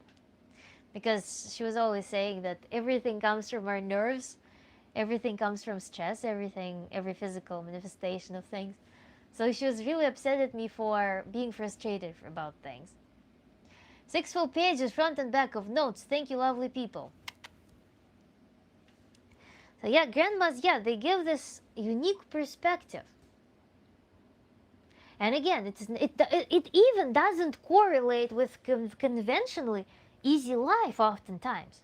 You know, those people who just, they seem to have just a fountain of this vitality, this beautiful energy, just love pouring out of them, they're not always living life that would be considered easy by the society. For them, it's easy and doable. They're just rocking it. Your grandma sounds amazing. Yeah, both of my grandmas are, and great grandma, Shiki. They're both, yeah, all of them are really, really cool. I'm very blessed with that. They're very connected with nature. And actually, no, I was talking about the practice in 13 Steps of Tantra. I was talking about the practice of describe your ideal partner, the connection with your ultimate lover that you would admire so much. One of the qualities that I wrote was that my ideal partner can charge from nature, can find their kind of resource from nature. That's for me somehow very important, and I think it's because of my bringing, because of my great grandma and my grandparents. My great grandma actually is not my blood related. My grandma, she married at 45. She married a man who became my super big influence and super big friend, my favorite like man figure in life, actually, that man. And they all introduced me to nature. They all introduced me to this world connection with the body. That's where it all started too. Like what I'm doing right now, it all started back then. This resource, this spark, this belonging, this ultimate belonging and love for nature. That's so amazing to reflect on. And all of them were such. And this like natural sensuality, this natural embodiment comes from them. Respect for the body as part of nature. Prioritizing this heavenly state, this joy. Respecting life, loving life. That's their lessons. And especially my great grandma, she was an atheist. She was not there for some curated, organized lounge in the afterlife, you know. She was there fully rejoicing right there and in the now. Phenomenal. I'm so sorry that you lost her. I lost my grandmother in 2013 on the last day of 2013. Still miss her every day, but in a good way. I remember her love and it makes me happy. Yeah, that's tough. That's tough. I'm very sorry for your loss. But then the cool thing is that we carry them inside. We carry them genetically, we carry them mentally, and we can make our life a devotion to their wisdom, kind of. We can just, you know how they have this Olympic fire, how they carry the torch. It can be that. Very beautiful approach as well. Although I don't know my grandmother too much, listening and reading about all of your grandmothers sounds nice and they sound like lovely people. Yeah. It's, you know, it's very, very cool to receive their advice early on, because grandmas, obviously, they had their life, they had their peculiarities, they had their fair share of struggle. Some things perhaps that they didn't understand. So it's so cool to see their perspective, that they've made it past that point. And they all say that it was not worth a bit of worry. So I'm very happy that I received that lesson, indeed. That there is a way, you know, because sometimes you need to know that there is a way. For example, a person may be feeling doomed because they think that their problems are final. That's what they have to live with. But then they see some people who made it past those problems. And they receive reassurance that at least there is something to strive for. It's not hopeless. Sometimes people need just that to start seeking their way out, seeking their way to better life. Just knowing that there's something, that something exists there. That's the important lesson that grandmas can give, if they actually went through their lessons and came to that point. Yes, right you are. And it's a lineage. Once again, not unlike in martial arts. We should try to embody the best things we learn from them and pass those lessons on. Yeah. Yes. to create this bright atmosphere around. In general, your happiness right now, your happiness is, some people are like, oh, it's selfish to pursue happiness, for example. No. Your happiness will create home, it will create an experience, the idea of possibility of experience of happiness for other people. So your happiness, in essence, just showing, but just carrying it in the world, showing that it exists, will be received by someone as well. If you have certain energy, you bring this energy to the world, somebody did not know that it's possible. For example, they see a lot of sad people around them, but then they see that, oh, this person isn't sad. Interesting. What do they do in life? Like, how did they come to this point? And they start thinking productively. They start designing a business plan. How to achieve that? It's possible. Obviously, it's possible. That's why, sometimes it's portrayed as something negative, and it can be actually, in fact, damaging. But oftentimes it can be used in a positive fashion. So, social media, for example, the internet, they show that what's possible sometimes. They can be like a shopping opportunity for opportunities. You did not know that this existed, but now you know that there's this beautiful country, for example, this beautiful seaside, and stuff like that.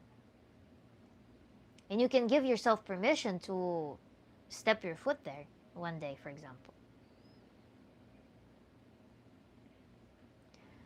I miss my grandparents.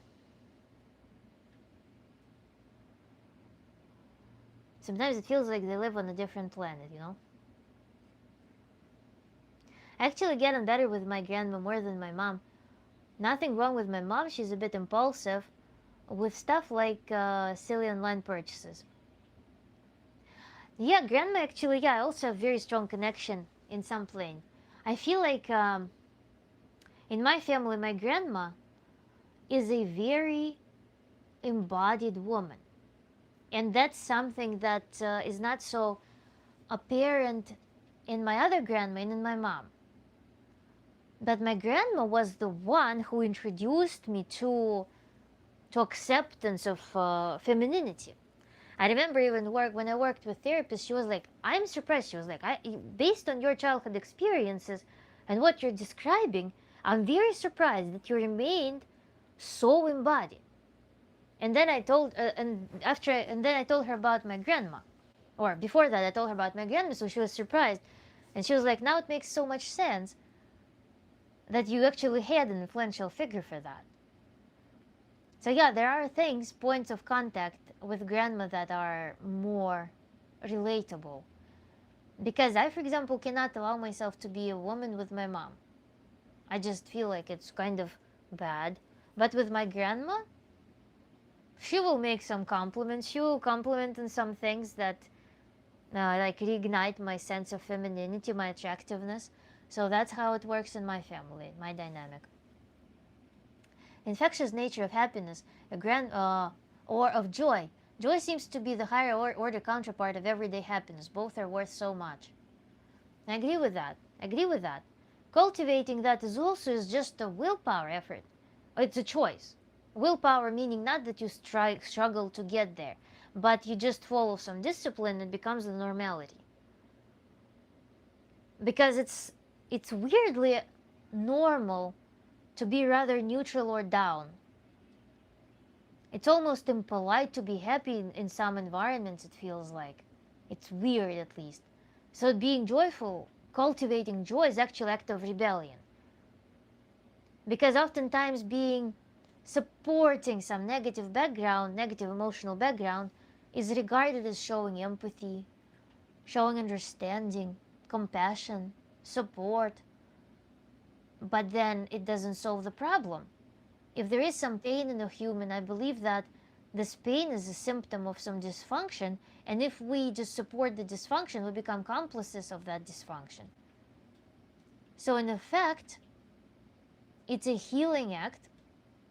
It's a discipline to cultivate joy, to create space of joy for people, such that they see the other side as well. and they can start cultivating that, or at least permit themselves to experience that. Because how often people actually don't allow themselves joy. I worked with with a girl, and she experienced a very typical thing, that when you know those memes, when your girlfriend, when things are going too well, but she experienced that thing that whenever her experiences, her life overall became very comfortable, she would start feeling terrible anxiety, and she would have those persistent thoughts that would throw her into a super deep, like, depressed and anxious state.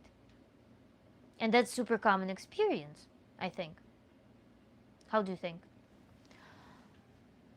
You're all very lucky to have experiences with your grandmother. It's very nice to cherish them and the wisdom they give. Same, I was very close with both my grandmother and grandfather on my mother's side. My grandfather was probably the very finest human being I've ever met, and everyone who knew him said the same. Yes, we should rebel and be joyful. I like that very much. Sister, I need to skedaddle. Skedaddle. But thanks so much coming away from your streams. I've always gained interesting and poignant insights. Hope you have a joyful one, and I'll catch you next time. Have a nice evening. Thank you for joining.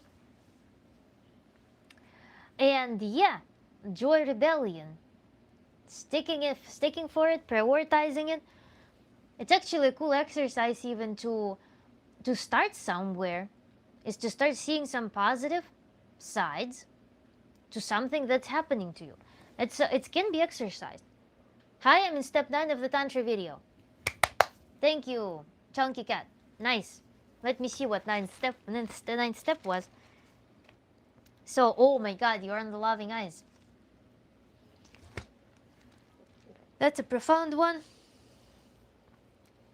So, joy muscle can be exercised. And that's also what people sometimes don't understand. It sometimes appears that you just either experience, again, joy happens to you, and it's just something spontaneous and something that you can't control. But if you create, as we mentioned earlier, a controllable environment in which you can allow yourself to just experience joy, pleasure, through whatever means possible, you set your timer, 30 seconds, 1 minute, 2 minutes. You set your timer and you give yourself a task. In this time frame, until the timer rings, I am going to be focusing on joy, on pleasure, whatever you want to cultivate.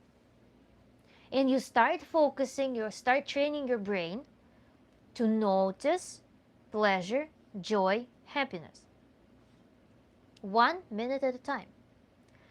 And this is how we exercise it, just like anything. Because what do people exercise on a daily basis?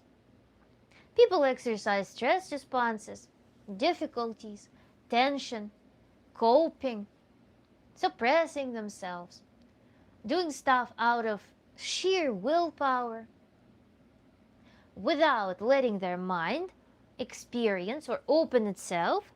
It's not even something that you need to force. You just open yourself to experiencing joy. It's as simple as it gets.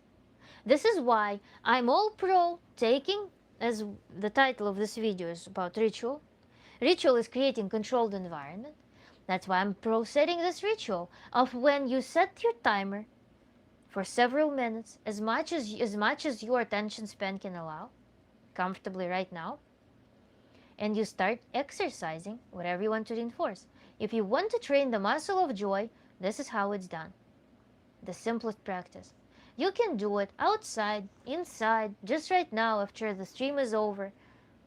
You can just set your timer for 2 minutes, and you can practice joy. Feel joy. This is the same how we work with certain physical manifestations, for example. You can literally sit and connect with body part that requires your attention. For example, you want to learn pleasure, you want to learn to feel pleasure in some body part. You set an alarm, set a timer, and you start giving this body part first attention, then you touch it and start giving it some sensations in a controllable environment where your brain doesn't need to control anything. This is why we do, that's why we take advantage of the timer, of the clock. And it seems, again, whatever we exercise grows. Whatever we exercise develops. And while we're exercising feature A, we cannot simultaneously exercise feature B. That is opposite of it, for example. So, when we start exercising feature B, at the same time, we're giving it space, and we're kind of a little bit shrinking the space for feature A. We're winning the domain. In the domain, for example, or habitual stress, tension, anxiety, we nucleated this little domain, for now it's very little, for joy, to get acquainted with it.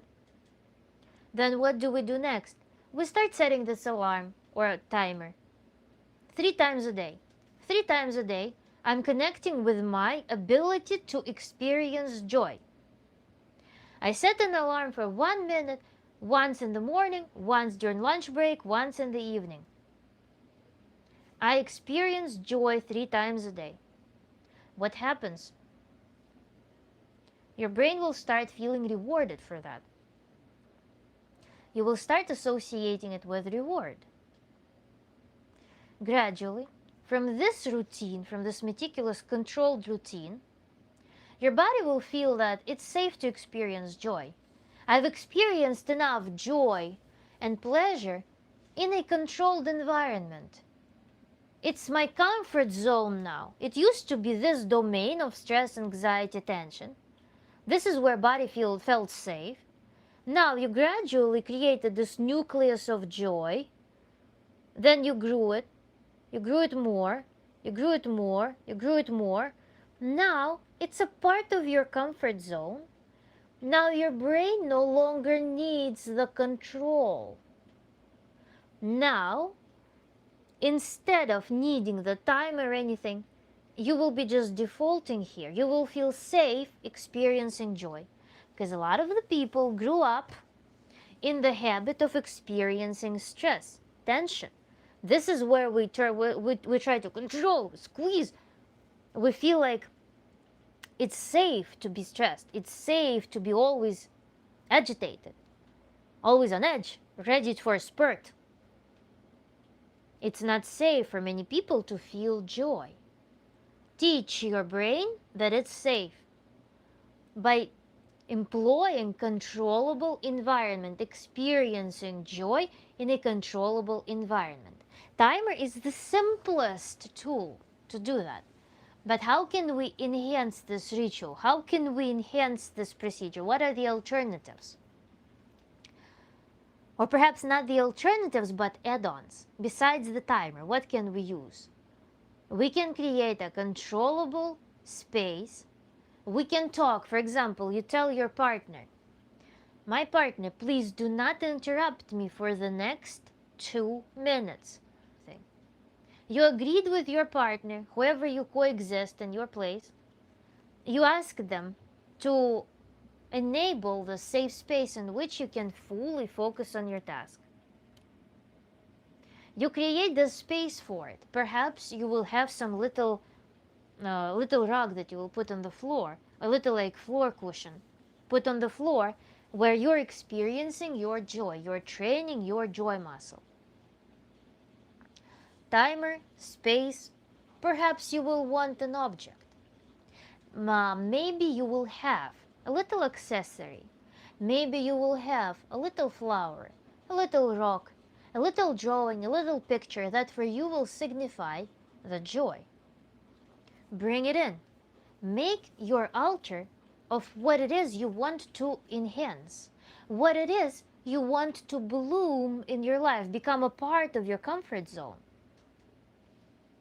If you want to cultivate joy, hello, Ram Krishna.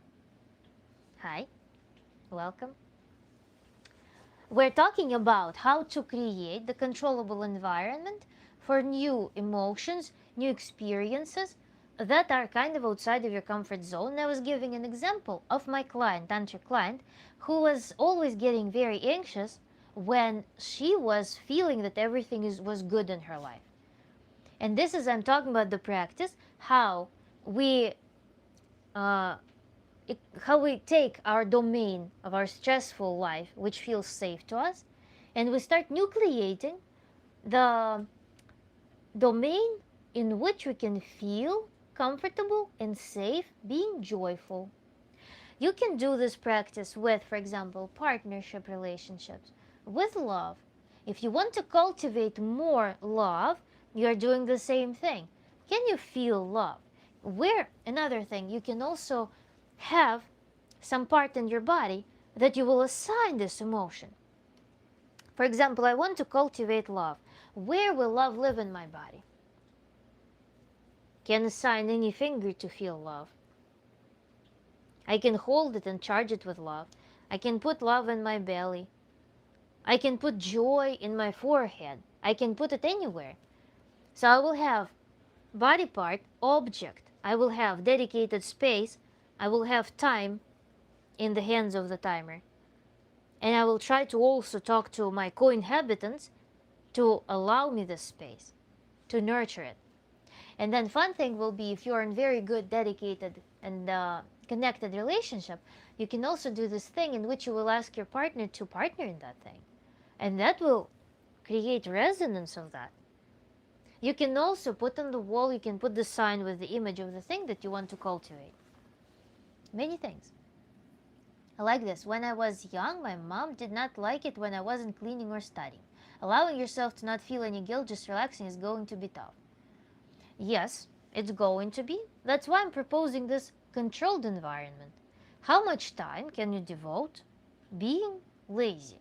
How much time can you devote to being relaxed? Set the timer for this exact amount of time and drop your control. So if the environment is uncontrolled, then that's not training the joy muscle. It has to be controlled. It doesn't have to be. But this is the easiest, it's the easiest way to doing it. Because if the environment is not controlled and you are you live in a state of anxiety most of the time. Anxieties you often associate with desire to control. Why do we outsource control? We outsource control such that we can learn to experience. You will gradually grow this thing into being functional in non-controllable environment. Okay, it doesn't have to be an easy route. Yes, it doesn't have to be. It's for you to be able to it's the easiest shortcut for your brain to connect with it without any inhibitions, without any barriers. As Shiki mentioned, that there would be some, but there likely would be some guilt associated with just relaxing. What is that guilt? It's the controller. It's the controlling, judgmental entity that looks at you when you're relaxing. There's nothing about relaxing that is inherently bad. Right now, if you relax for 3 minutes, nothing bad will happen. Objectively, it's not a bad thing in 99.999% of cases. But if you have this controlling mind that gives you anxiety for relaxation, then you will be just battling that feeling instead of focusing on relaxation. So how do you exercise this relaxation? I create a house, little like metaphysical building for this relaxation to be possible. To show to myself that it's not scary. You can do it. You can always go back and forth then. What happens later? You introduced yourself to this concept that joy is safe. You know that being anxious, being controlling, being stressed, worrying, tensing up is safe. And you know that being joyful is safe. Now, what does it create for us? It creates the choice Now, I can default to this door, default to this door. I can go to either. And the next thing that we need to grow is the ability to escape from this state, for example, to some neutral state, to be able to choose. Because what happens? When some traumatic event happens, when some event that triggers this habitual response of anxiety happens, it's likely that our brain will default there because this is associated with our security, with our survival. So next step, when you've grown this second domain of joy, the next step is to create a neutral space where you can actually watch these two doors, being able to enter one or the other. And this can be done through asking yourself a simple question: what's happening right now? Do I need to be stressed?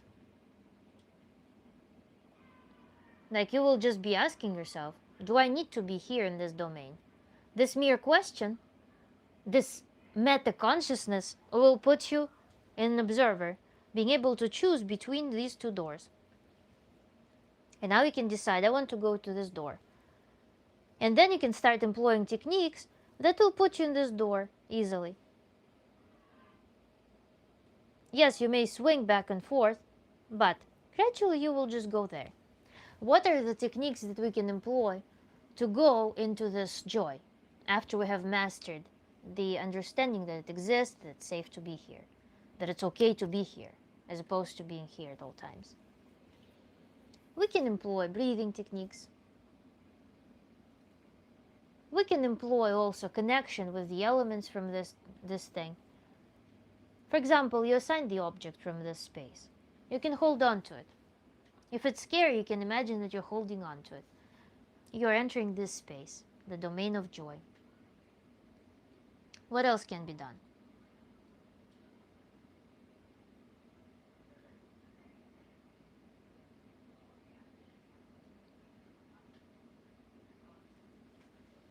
Let's think a little bit in the comments. I'll drink some tea.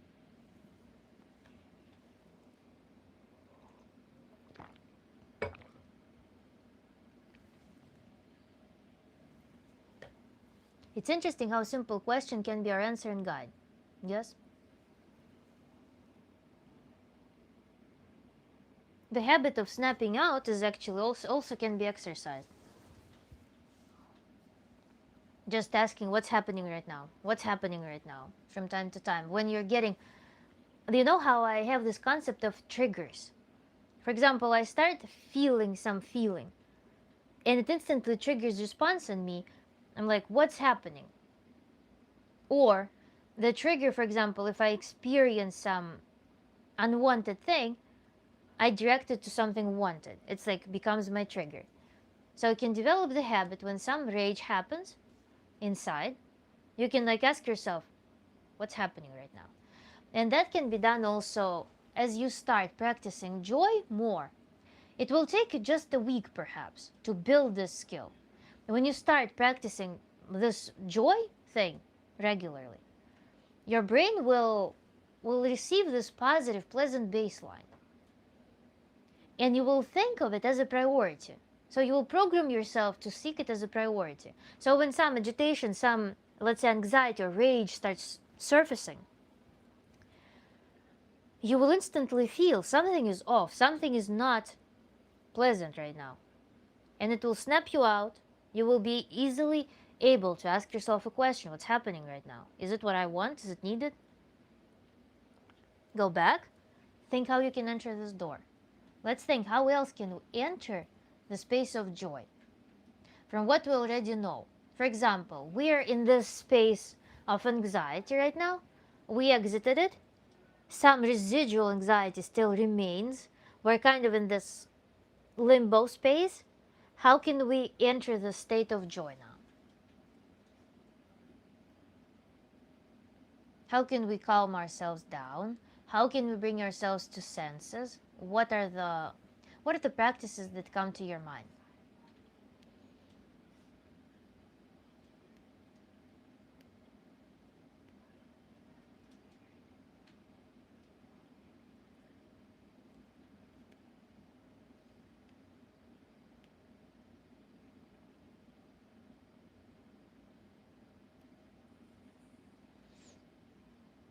That's a good question. Thank you.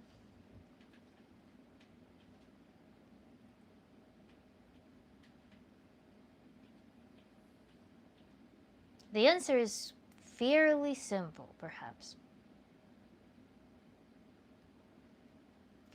No need to overthink it. But you, of course, can think also about certain things that you would want to do as well, if you imagine yourself in that situation.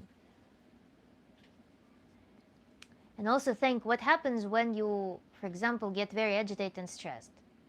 What happens is that the body responds to that.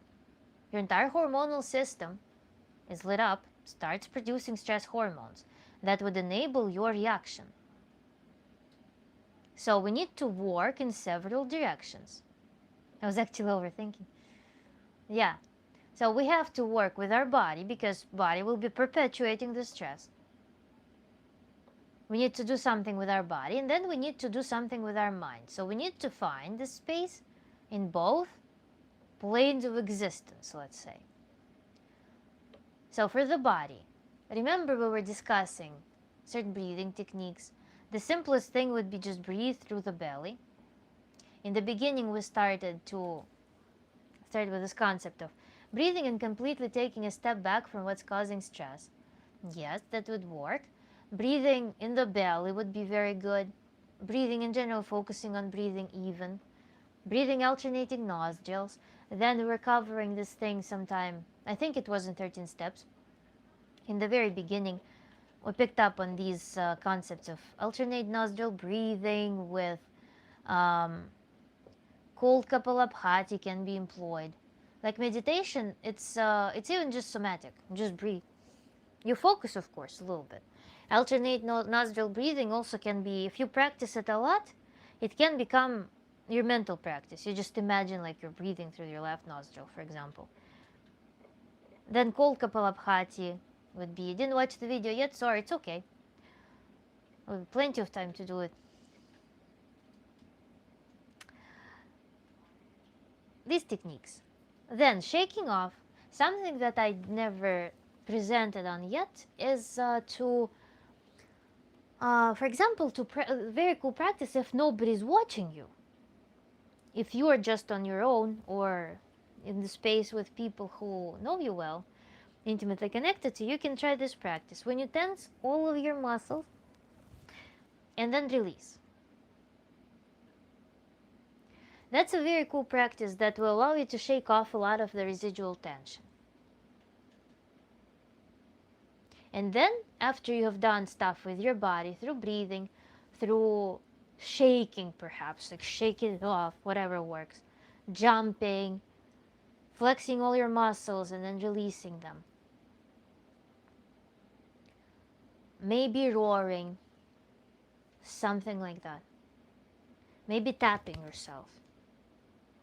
Maybe massaging your belly, putting your hand somewhere on the body, on the belly, massaging it. Maybe massaging the facial muscles, rubbing your eyes, rubbing your ears. After you have done that, we still have some mental forms that exist in our mind that are still partially connected with that stress. What tools do we already know that will allow us to not be there, to not default to the stressful domain? What comes to mind?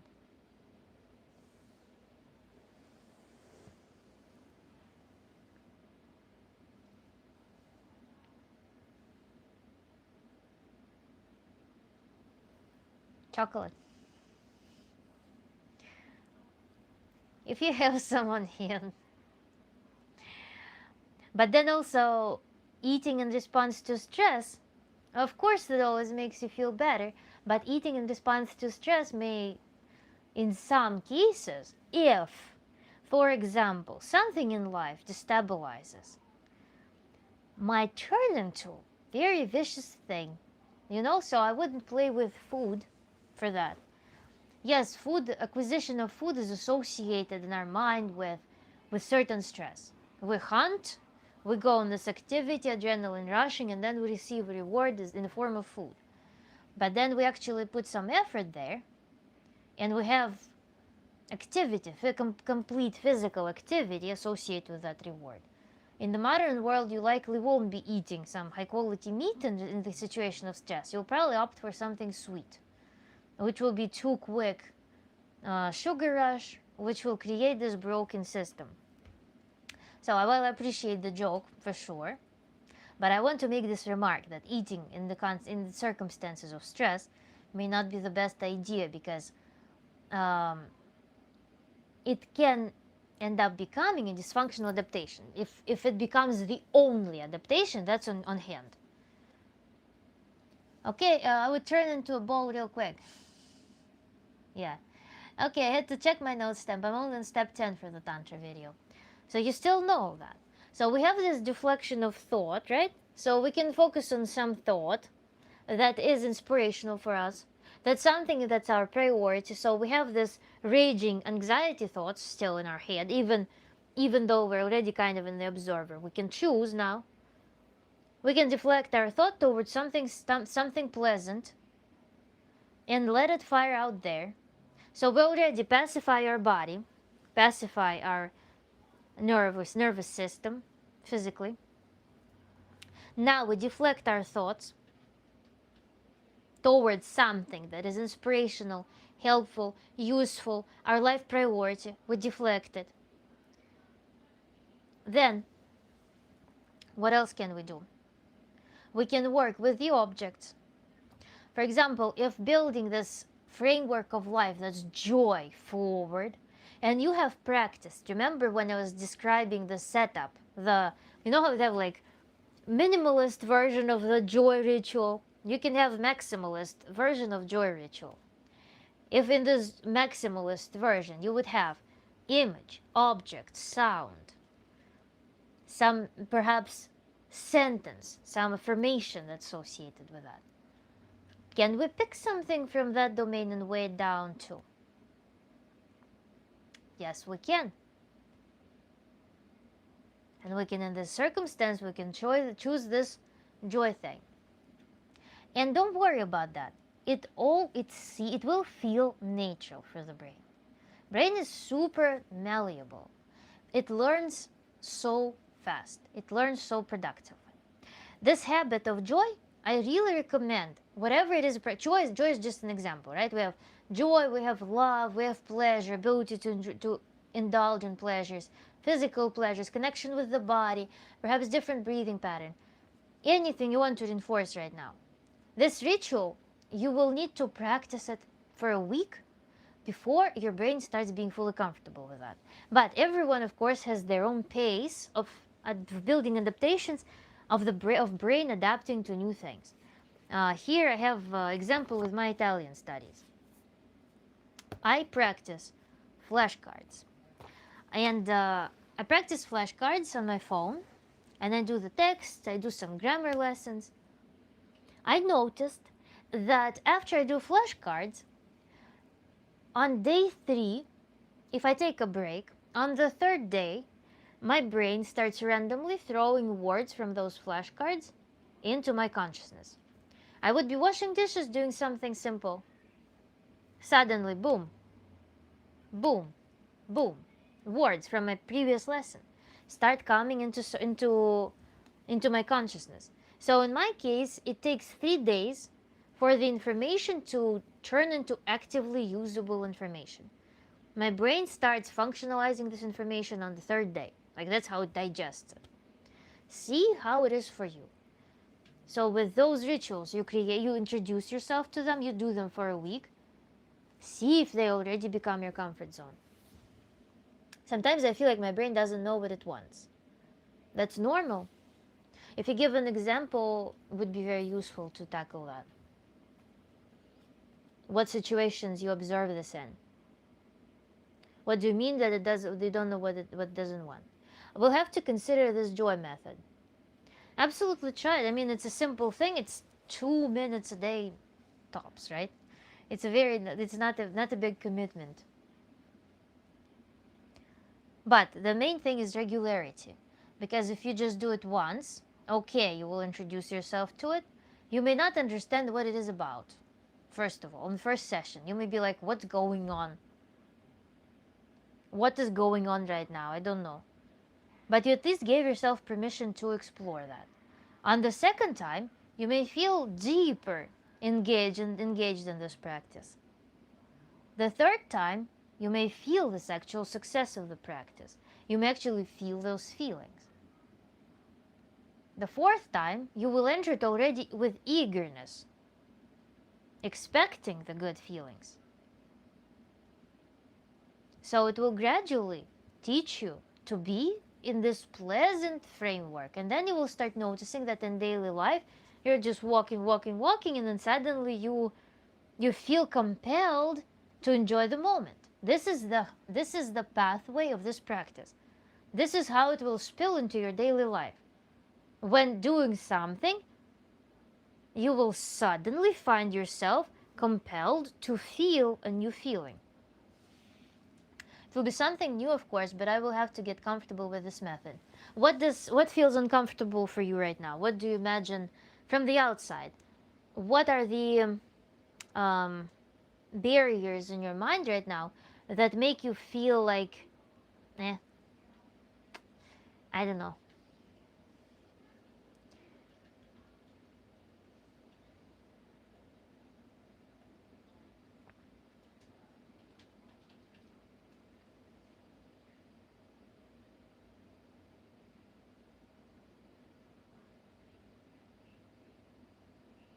Also, if you want, we can practice it right now. I will be watching the clock. I will tell you when to start and when to finish it. I guess the idea of it not working for me or self-doubting. It's normal to self-doubt. In the moment of when you actually cultivate this space, you will be in here and now. Because joy is only found here and now. If you want to try it right now, we can do it. I will be your clock, and you can like walk away from the phone a little bit to kind of enter your own space, and I will just command you when to start and when to finish it. Just tell me the time frame in which you will want to experience this. How many minutes you want for yourself. And then you can give me the immediate feedback, how it worked for you.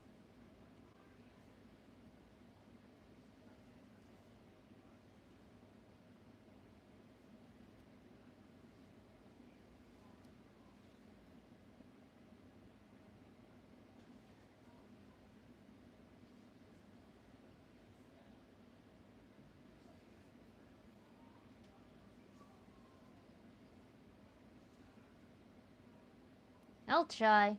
Yeah, let's try for 1 minute. Do you see the live timer? This now 2:13:07.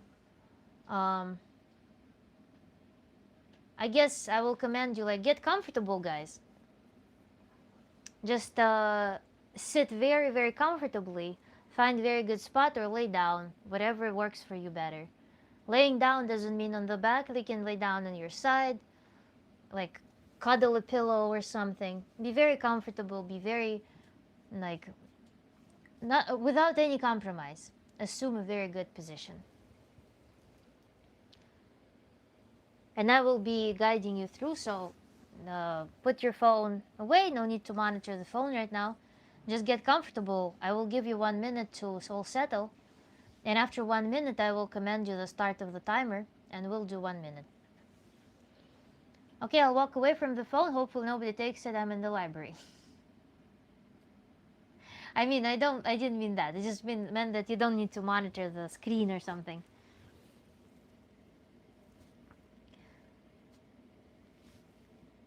So yeah, get situated. And in 40 seconds or so, I will be giving you the start. So when we begin this meditation, when we begin this practice, let's just find some domain, some imagery, some feeling in the body, anything that is associated with joy in you, something that gives you joy. Okay, I'll wait for Kiva. It's okay. It only means that Shiki will be getting only more and more comfortable. So when I tell you that the timer starts, You're going to fully surrender your emotions, your feelings to joy. Just like find this pleasure, find this happiness in you or around you. It can be something in your body, it can be something outside, something that your attention will pick naturally,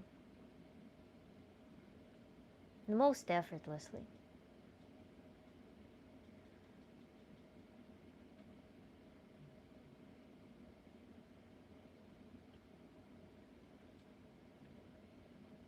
In that time frame, only you exist, and only your joy exists, and nothing can interrupt it.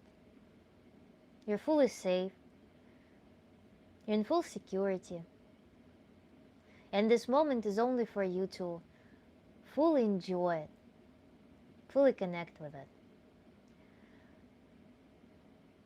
We begin the practice.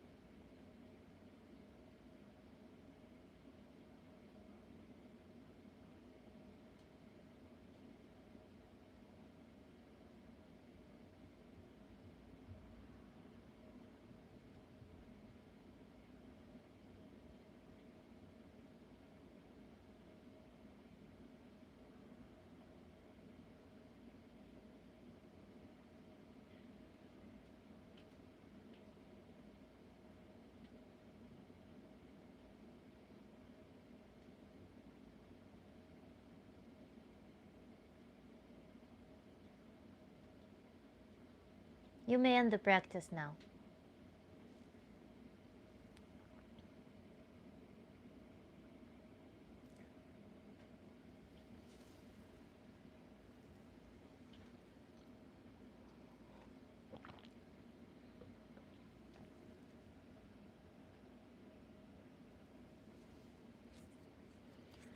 Feels nice so far, Louise says. That was fun, cool. What visual did you imagine, or were you in your body, Louise? What were you experiencing? Because I also tried to do it, and I was cooking for a bit and decided to stop by before eating. Your magazine cover, beautiful. Thank you, Bob.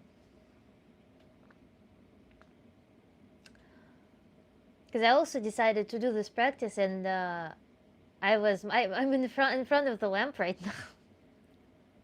So when I closed my eyes, I only could focus on some beach. I was focusing on my shoulders, relaxing them, and slowing my breathing. Cool.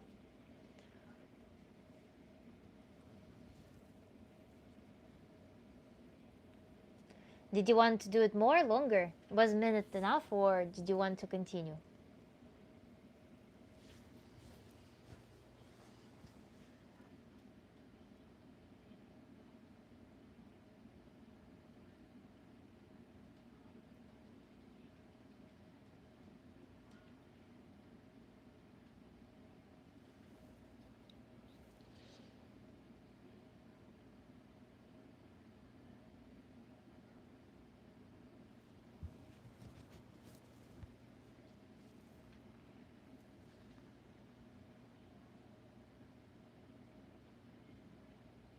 I felt joy in my heart and focusing on it, like a butterfly feeling. Amazing.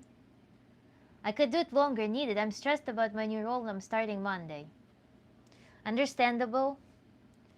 Yeah, and then the cool thing is that you're not trying to not stress. You know, there is a thing like, I want to not feel anxiety. I want to not stress. Let it be. But you also create an alternative domain. That's what we're doing. Now we're waiting for Kiva. I hope they weren't caught by some angry librarian or something on the way.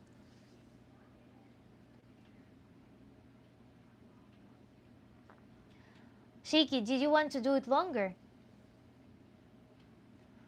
Or could you do it longer? That was an interesting experience. I almost wanted to sleep. It was relaxing and trust it's definitely not the library couches. It was the experience. No stress, just peaceful. Awesome. And now if you felt this, like these positive associations with that, now effectively you started building this beautiful house here. House of rest. This beautiful house of reunion with something. The librarian doesn't like, but she doesn't bother me, so it's okay. Okay, good. I'm glad, guys, that you had great experience with that. And now it's also, I mean, you can do this, you can set alarm, you can do it on, or have some memo, I don't know, some object or note to do it from time to time. And that's a simple exercise, but that will be, this is how you build this habit. Through introducing it. And then little by little, you will experience, you will notice that it became your baseline experience. From this being baseline experience, this becomes the baseline experience. And you can pivot between the two if you want to. You can choose these doors.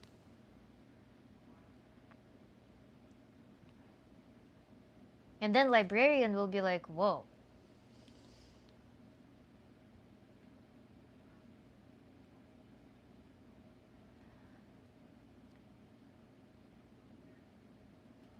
Today's what, Luis?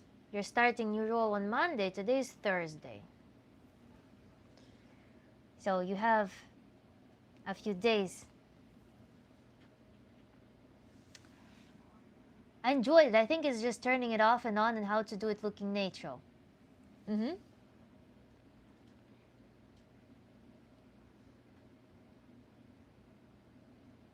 eventually, in my case, I don't want to project those impressions on you. I just want to share my thing. But I actually developed the thing in which I feel how things switch gears in my head. I don't know, it's a weird feeling, but it almost feels like they're physical locations of these things. Unless through this work I got so impressionable about this whole switching thing that perhaps it built association, kind of translated in my feelings. I don't know. But that's how it started feeling, like switching gears. Physically almost. Apologies for early, lovely people, for the time experience delay because I did leave my phone until Madam said it's okay, I didn't need to. So I had to walk back. It's okay. All chill and cool. That was a cool experience though. Amazing. I want you guys to try doing this on the regular. At least once a day. Maybe when you have some leisure time, set alarm for longer. 3 minutes. Maybe. Because 1 minute was actually pretty short. It's just like in and out almost.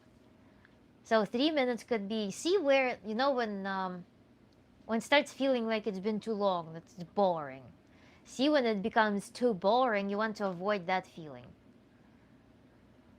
Gotta hop off, but it was a fun stream. Nice to, thank you for hanging. Thank you, Louise, so much. I wish you a luck. Probably will see you also later this week in the streams. And we can talk about your experience Monday more if you want to share more. Yes, the 1 minute went by fast. Yes. But it might be that, again, as I said, like 4 minutes, maybe getting bored. Your mind will start drifting somewhere. So 1 minute then plus 30 seconds or 1 minute, maybe 2 minutes could be a good starting point then. If it felt like it just was fast.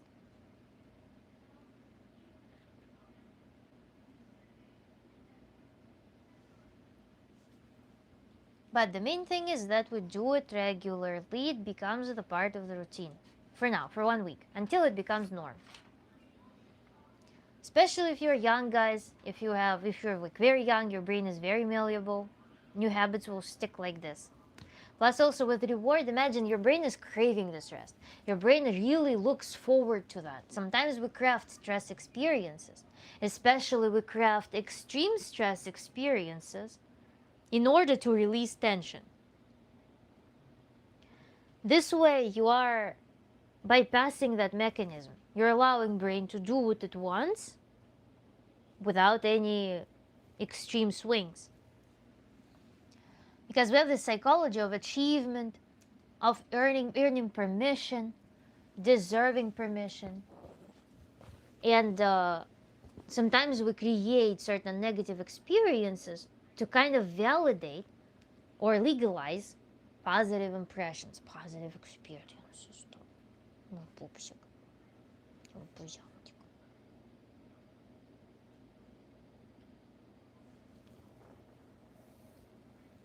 I think I should consider doing this method at home or in the car with less of the public eye. Maybe my environment would help. Oh, so cute. Yes, it's my dog, my love. Yeah, of course. Yeah, if in again, as I said, controllable environment, you will probably get more enjoyment out of this practice. Hello, Tim. Tim joined. Cute dog, madam. Thank you. Tim, say something.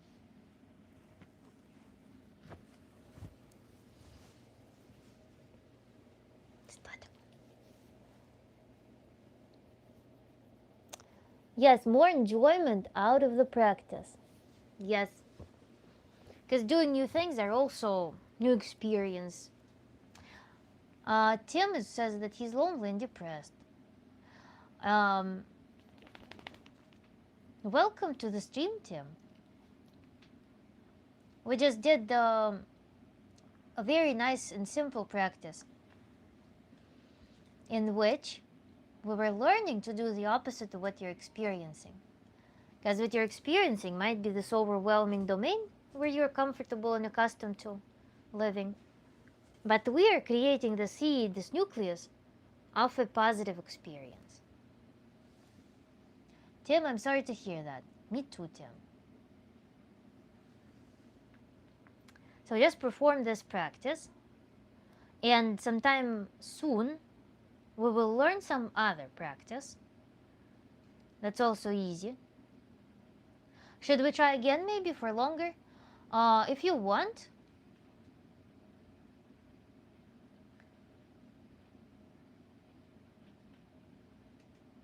Tim, do you want to join for practice real quick? Let us know, because we can try again. I don't know if Kiva already relocated.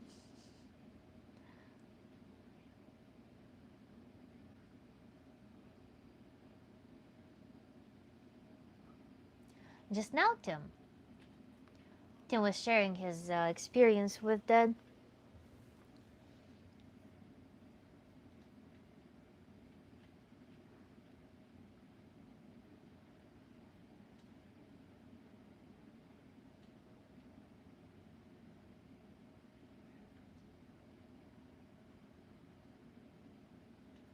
I should go to one of the soul library rooms, more quiet there. If you want to, if you feel like it's convenient for you right now to relocate, just let us know when you will be on the base. A moment, guys, have to go upstairs. Yeah, just let us know, and we'll resume.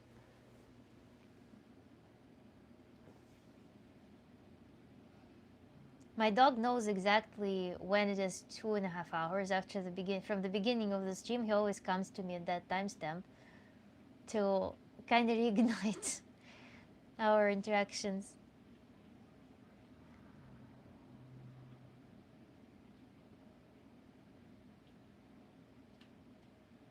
Tim, are you still around? Yes. It was August 11th of 2014. Yes, I'll relocate because don't feel too relaxed near the librarian, honestly. Okay. Tim, do you want to try to do the practice? I'll get you in the loop quickly. Just let me know.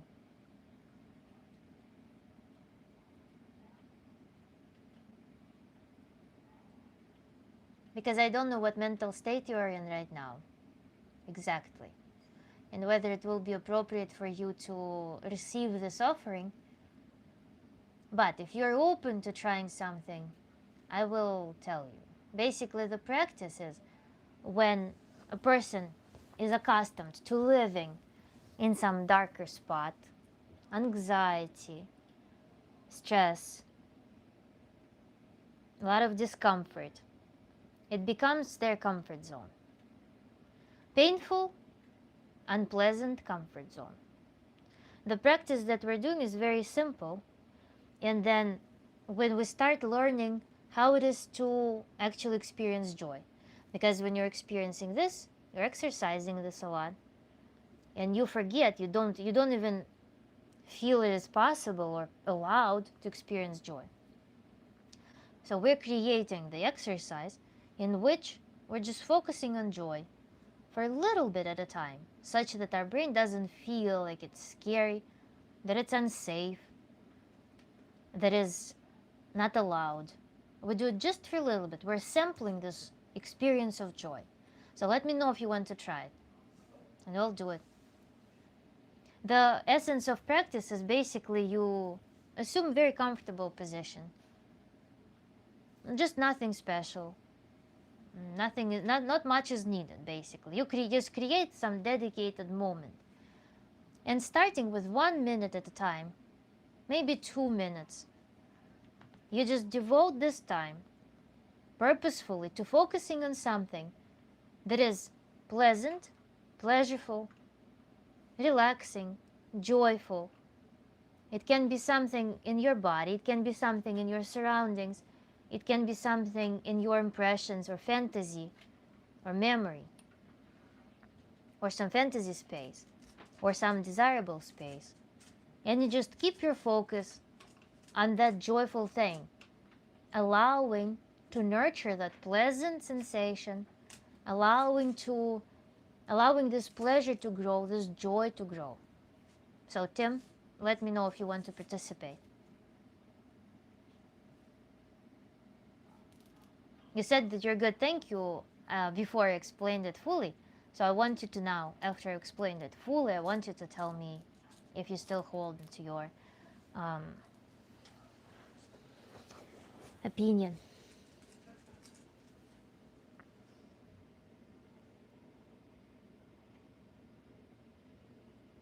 Because in your situation, it might be, I don't know, it's up to you to exercise your discretion. When everybody's ready, I don't know, we'll wait a little bit for Tim to respond and then we'll begin. When everybody's ready, just let me know. Check in the chat.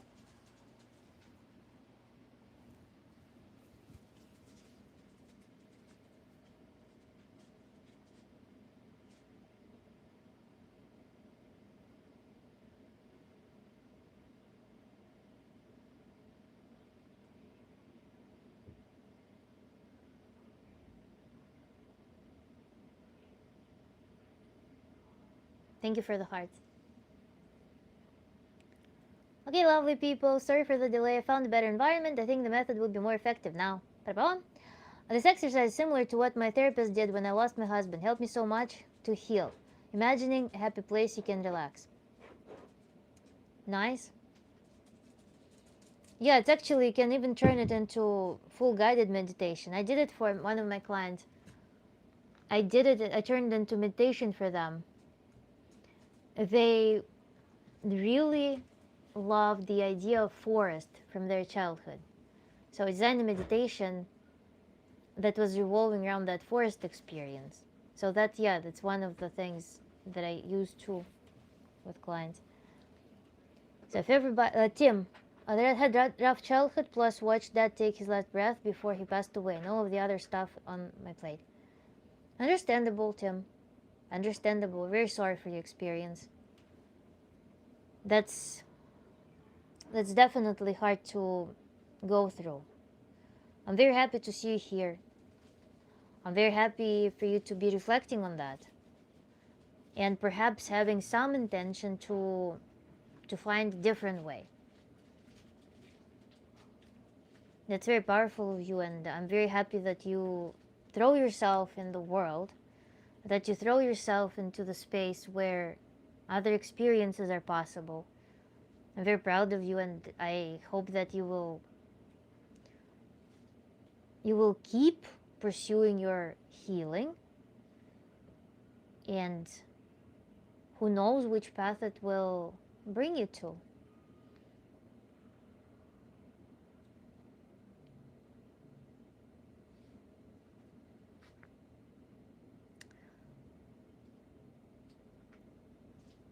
So Tim never gave me the response whether he wants to participate in our practice. So if everybody else is ready, we can have Tim just Be in the space, be in the field. Stay strong, guys. Yeah, thank you, Kiva, for words of encouragement. Let's just sit with Tim and we'll conduct this practice. Do you want to do 1 minute or 2 minutes this time?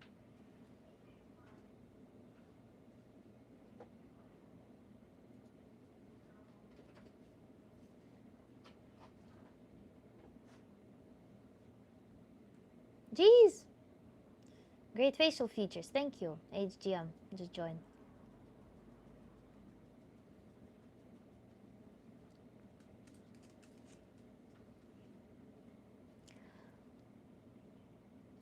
You're sweet, thank you. Hope everyone else is doing okay.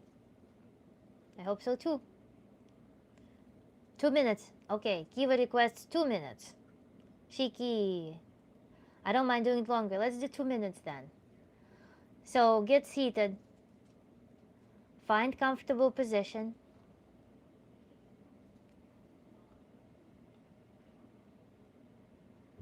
Devote yourself to the practice. We're doing 2 minutes. Allow yourself 2 minutes to focus on something joyful, pleasurable, beautiful. For the next 2 minutes, you're going to be journeying through those experiences, allowing them to be, allowing yourself to enjoy them, absorb them fully.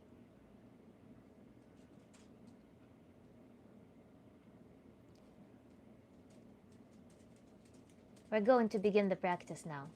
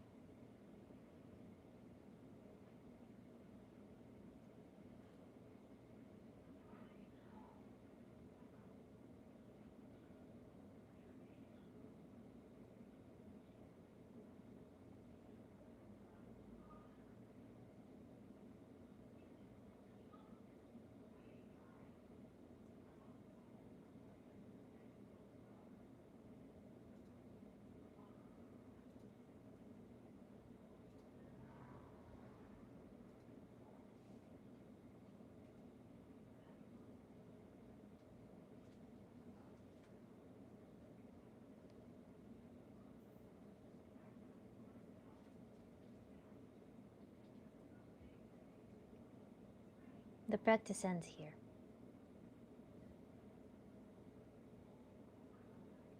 Hello, Fruity Cutie. Nice to see you back. Tim, not liked or loved at all. The joy is gone. No joy left.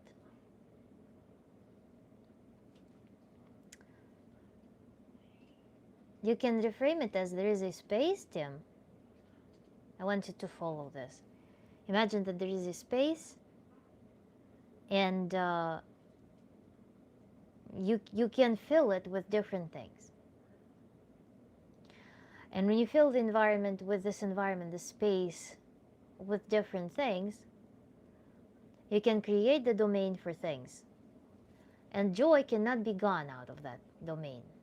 This domain belongs to your psyche. So the fact that it's gone means that this domain is filled with something else. It's suppressed with something else. So something else became so big that it filled that environment, that the joy doesn't have space. And if you give space to joy, it will grow. Or if you start growing joy, something bad that filled the space will start shrinking. So think about this concept. Because joy, what is joy? Joy is a chemical reaction. Joy is not something epic, something that happens to you. Joy is something that your brain produces. And because it's something that your brain and body produce, it's something that exists in you always. It can exist in you always. You can create chemical reaction. So I want you to feel empowered on this very physiological level about it. Okay, the environment change definitely helped me. Amazing. It was more effective than 1 minute. Fruity Cutie and Kiva, hi. Hi. Nice guys. Don't know each other. Let's wait for feedback from Shaky.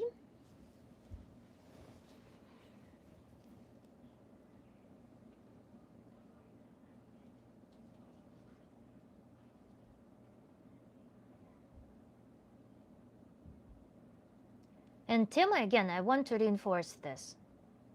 Joy, anything opposite of joy, it all happens inside of your physical vessel. Joy is happiness, but my depression has taken over my joy and happiness. Or there are you didn't create conditions for joy reaction, for chemical reaction to happen, right? We can simplify it. Because we don't want to just necessarily, sometimes it's not helpful to just dwell on metaphysics of processes. Sometimes we need to just bring ourselves in this grounded physical plane in which we realize, what is that? And if I can cook it, there's chemistry and I can cook it. To just give ourselves an idea that is possible. Let's think about that. I almost fell asleep, Shiki. Thank goodness the sleep effect didn't only happen to me with this method. Nice. It's interesting to observe that the permission to experience joy was the gateway for you to relax and for your body to feel so safe that it felt like it could fall asleep. Imagine an animal, right? An animal can fall asleep when it's safe, if it's not like super exhausted. Sleep happens in safety and like secure shelter. So that's pretty cool observation, guys. That means you were able to be fully present in the moment, Fruity Cutie. I hope you're well, Fruity Cutie.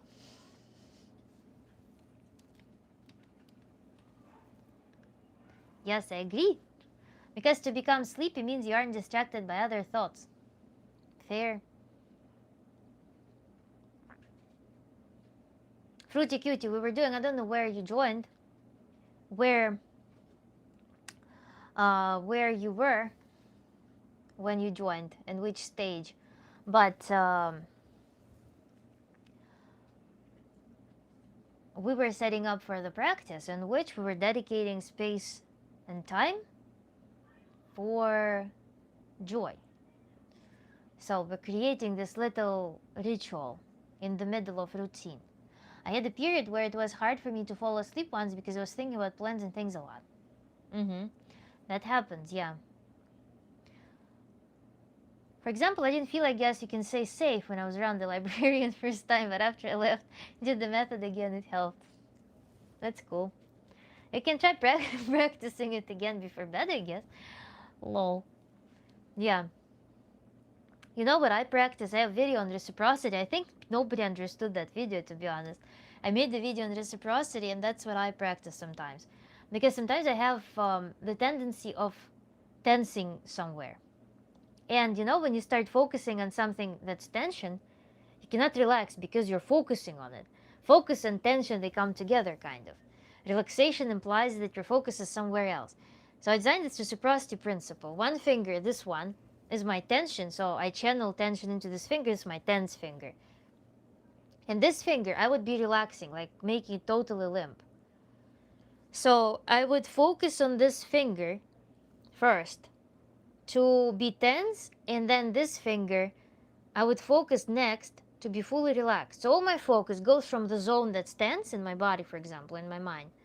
I would just focus on relaxing this finger. And this finger takes on this avatar role for my body in general, or mind. And while I focus on that thing, my brain relearns the concept of relaxation outside of the side of tension. So I keep this relaxation, I feel the relaxation response from my finger, and that helps me relax. And that's my reciprocity principle. So, Tim Watkins says that his life is completely over.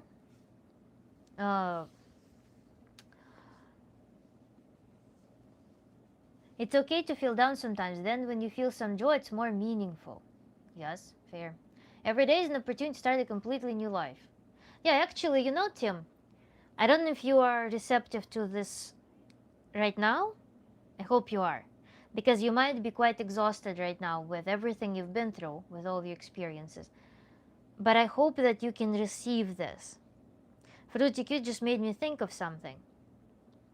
That life is now. You may envision your life as a path. You may envision your life as something that was, something that will be, something that's out there. But your life is happening, Tim, only right now. It cannot be over. It physically cannot be over. It's happening in the now only. It doesn't exist on the timeline. It's only in the now. So I want you to bring yourself as much as possible in this moment. Grab your hand, rub your palm right now, Tim. Every feeling that you're feeling right now, every sensation, squeeze your fingers, rub your fingertips. All of these feelings are life. These little things are life right now. It's only in the now. It's only in the now.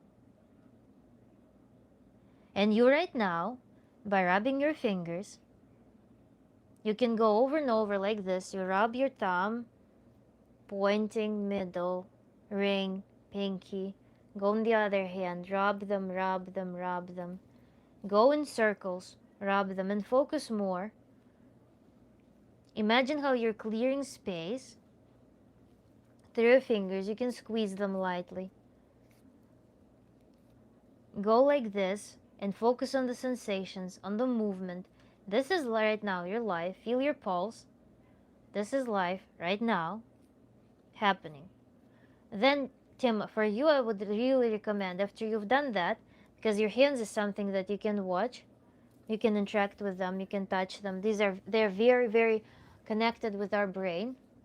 Go pet your palms, rub your palms, do something there. Then you can blow on them. Connect your breath and your palms.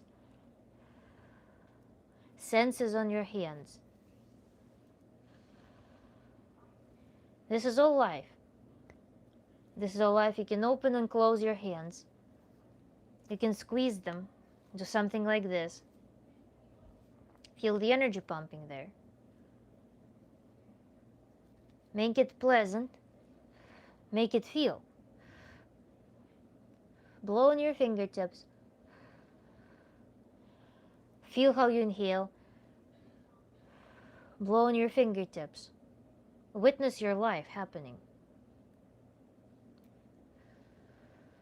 This is life right now.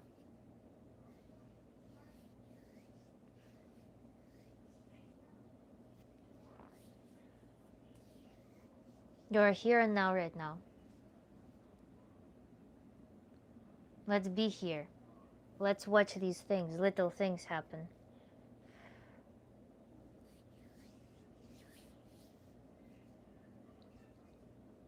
Yes, Kiva, sure.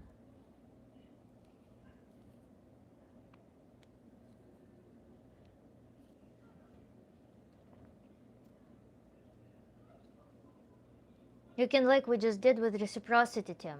Remember how I was saying I create avatar, these two fingers. This is my tense self. This is my relaxed self. I'm relaxing this finger. Can you observe your life? Can you observe your experiences in your fingers? Can you make one miserable finger? One will be your miserable finger, depressed, very dark place. One finger will be comfortable, just relaxing. Pet it, comfort it. Observe how it's comforted. Give it what you want. When you look at this finger that wants to be pampered, or you can even use this one in the very dark spot, can you give it what it wants? It's still a part of you. It's a real like speck of you, a pixel of you, but that still feels your life. Your life force flows through this. Can you give it what it wants? Can you give it a hug? Can you give it comfort? Can you make it feel better right now?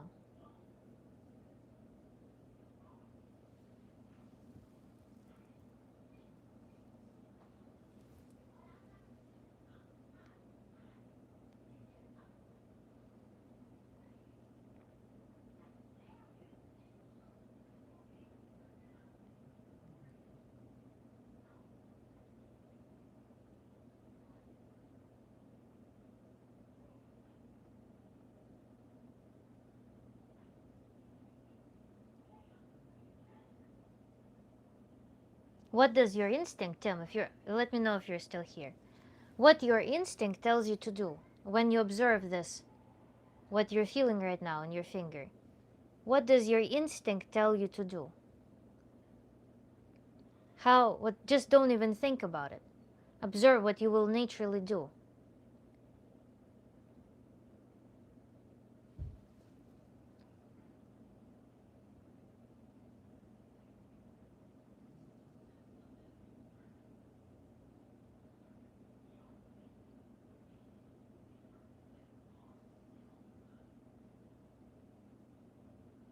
Tim,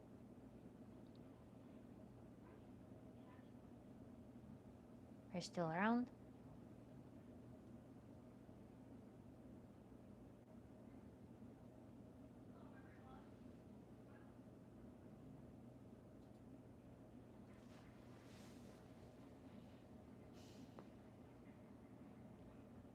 I hope the method helped you, Tim. Yeah, I also hope so. But I don't know if Tim is still in the chat. I like this method, says Friticutie. Thank you.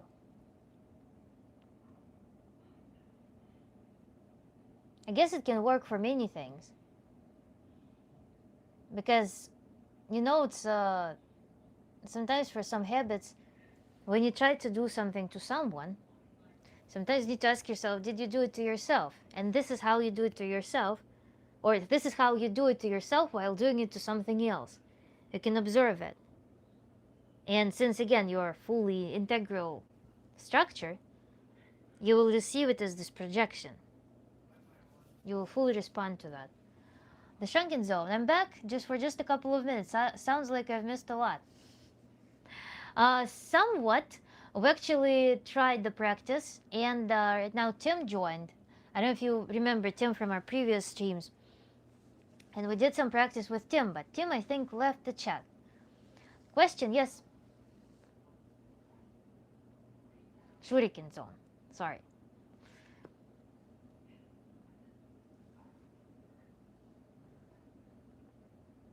We're actually going to wrap up soon. So probably I'll take this question, we'll discuss what comes out of that question.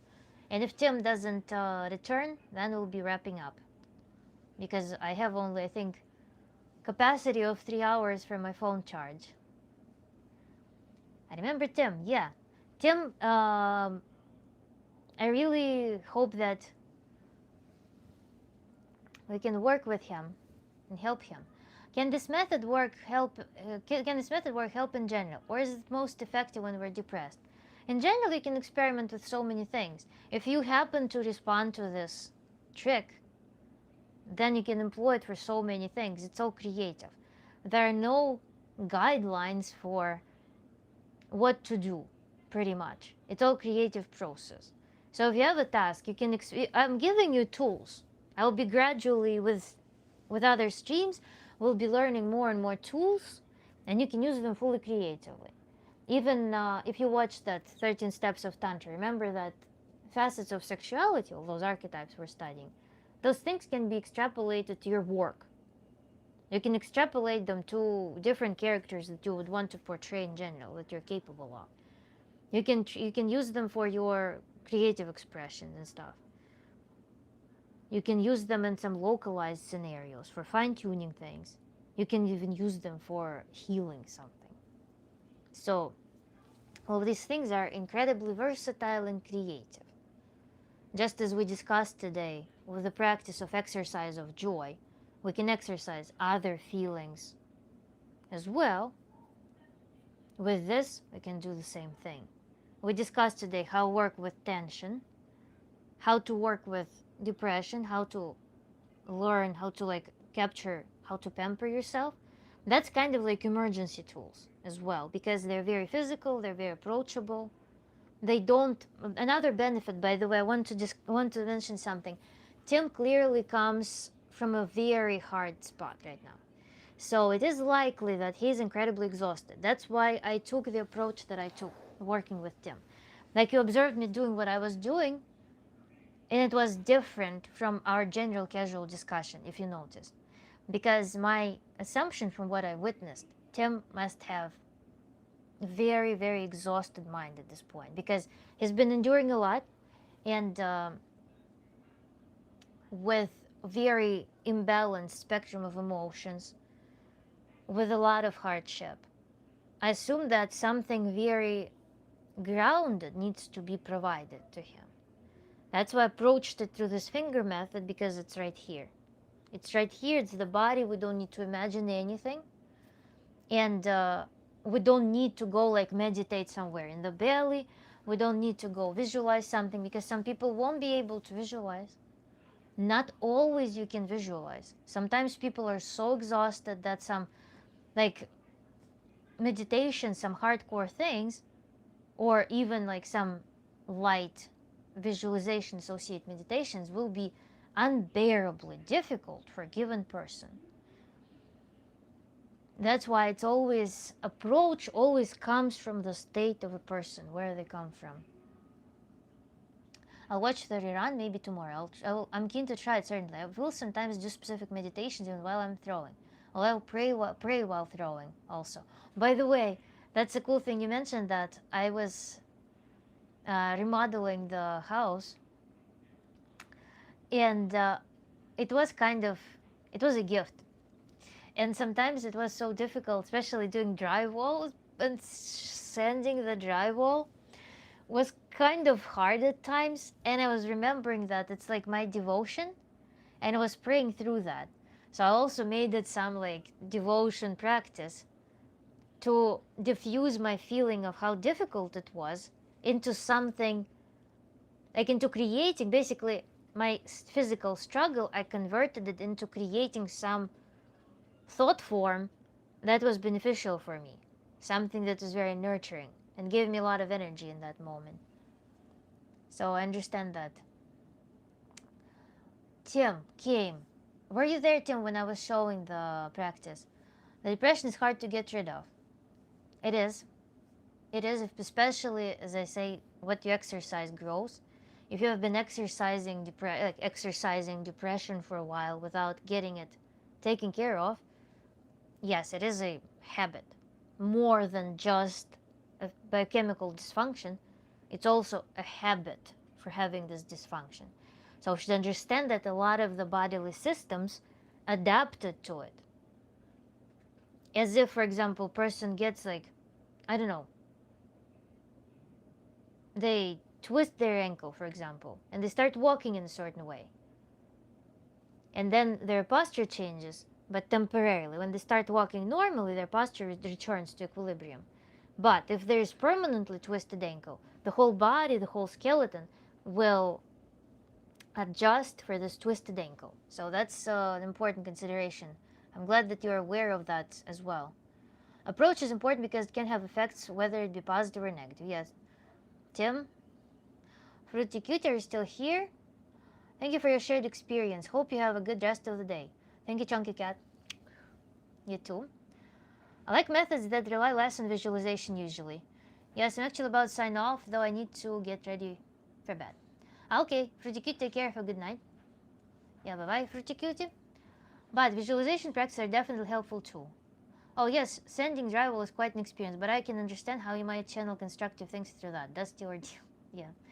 I kept notes of both methods. I will go over these steps again later. And Kiva, I encourage you, since you are so deep into what we learn here, I want to encourage you to try experimenting and designing your own practices. Understand the mechanisms behind them, and try to design your own fun tools. Because your psyche is unique, and you may find that some things will work better for you, some approaches. But through exposure to these practices, you will be learning the mechanisms behind them. And I need to scoot again. Take care, sister and friends. Have a good night. Good night, Fruity Cutie.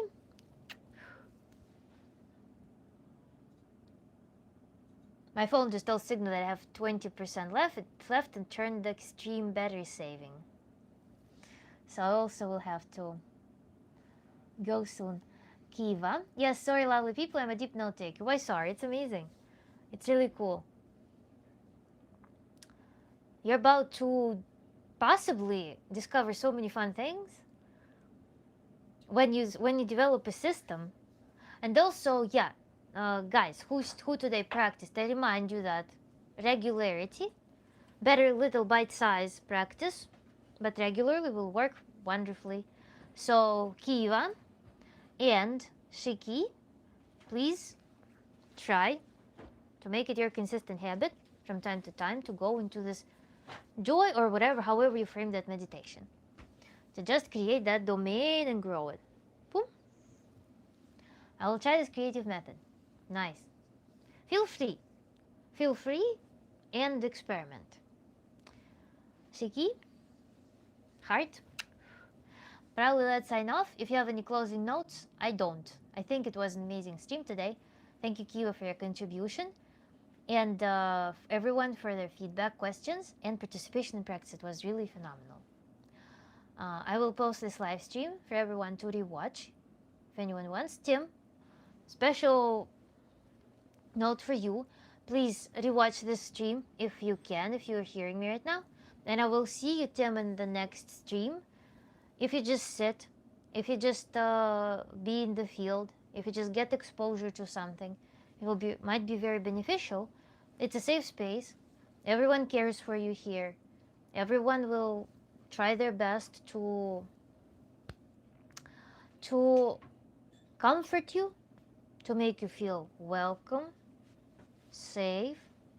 Perhaps we also might conduct some more like intimate live stream where only the people who come here frequently can come, because sometimes there could be some trolls and stuff.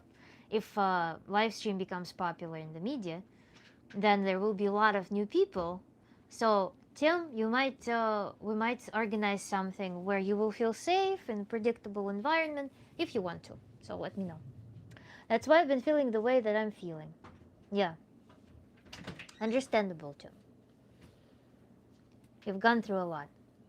I have no questions, madam. Take care, lovely people. And madam, thank you for the advice. Thank you, Kiva. And thank you, Tim, for joining. Thank you for being with us. And I'll see you also in the next stream. I'm streaming on Tuesday, Wednesday, Thursday, Friday, and Saturday. And Sunday, Monday, I'm skipping. See you later. Thank you for this session. I enjoyed it. Very nice. Tim, although I don't know you, just know you're loved, Kiva said.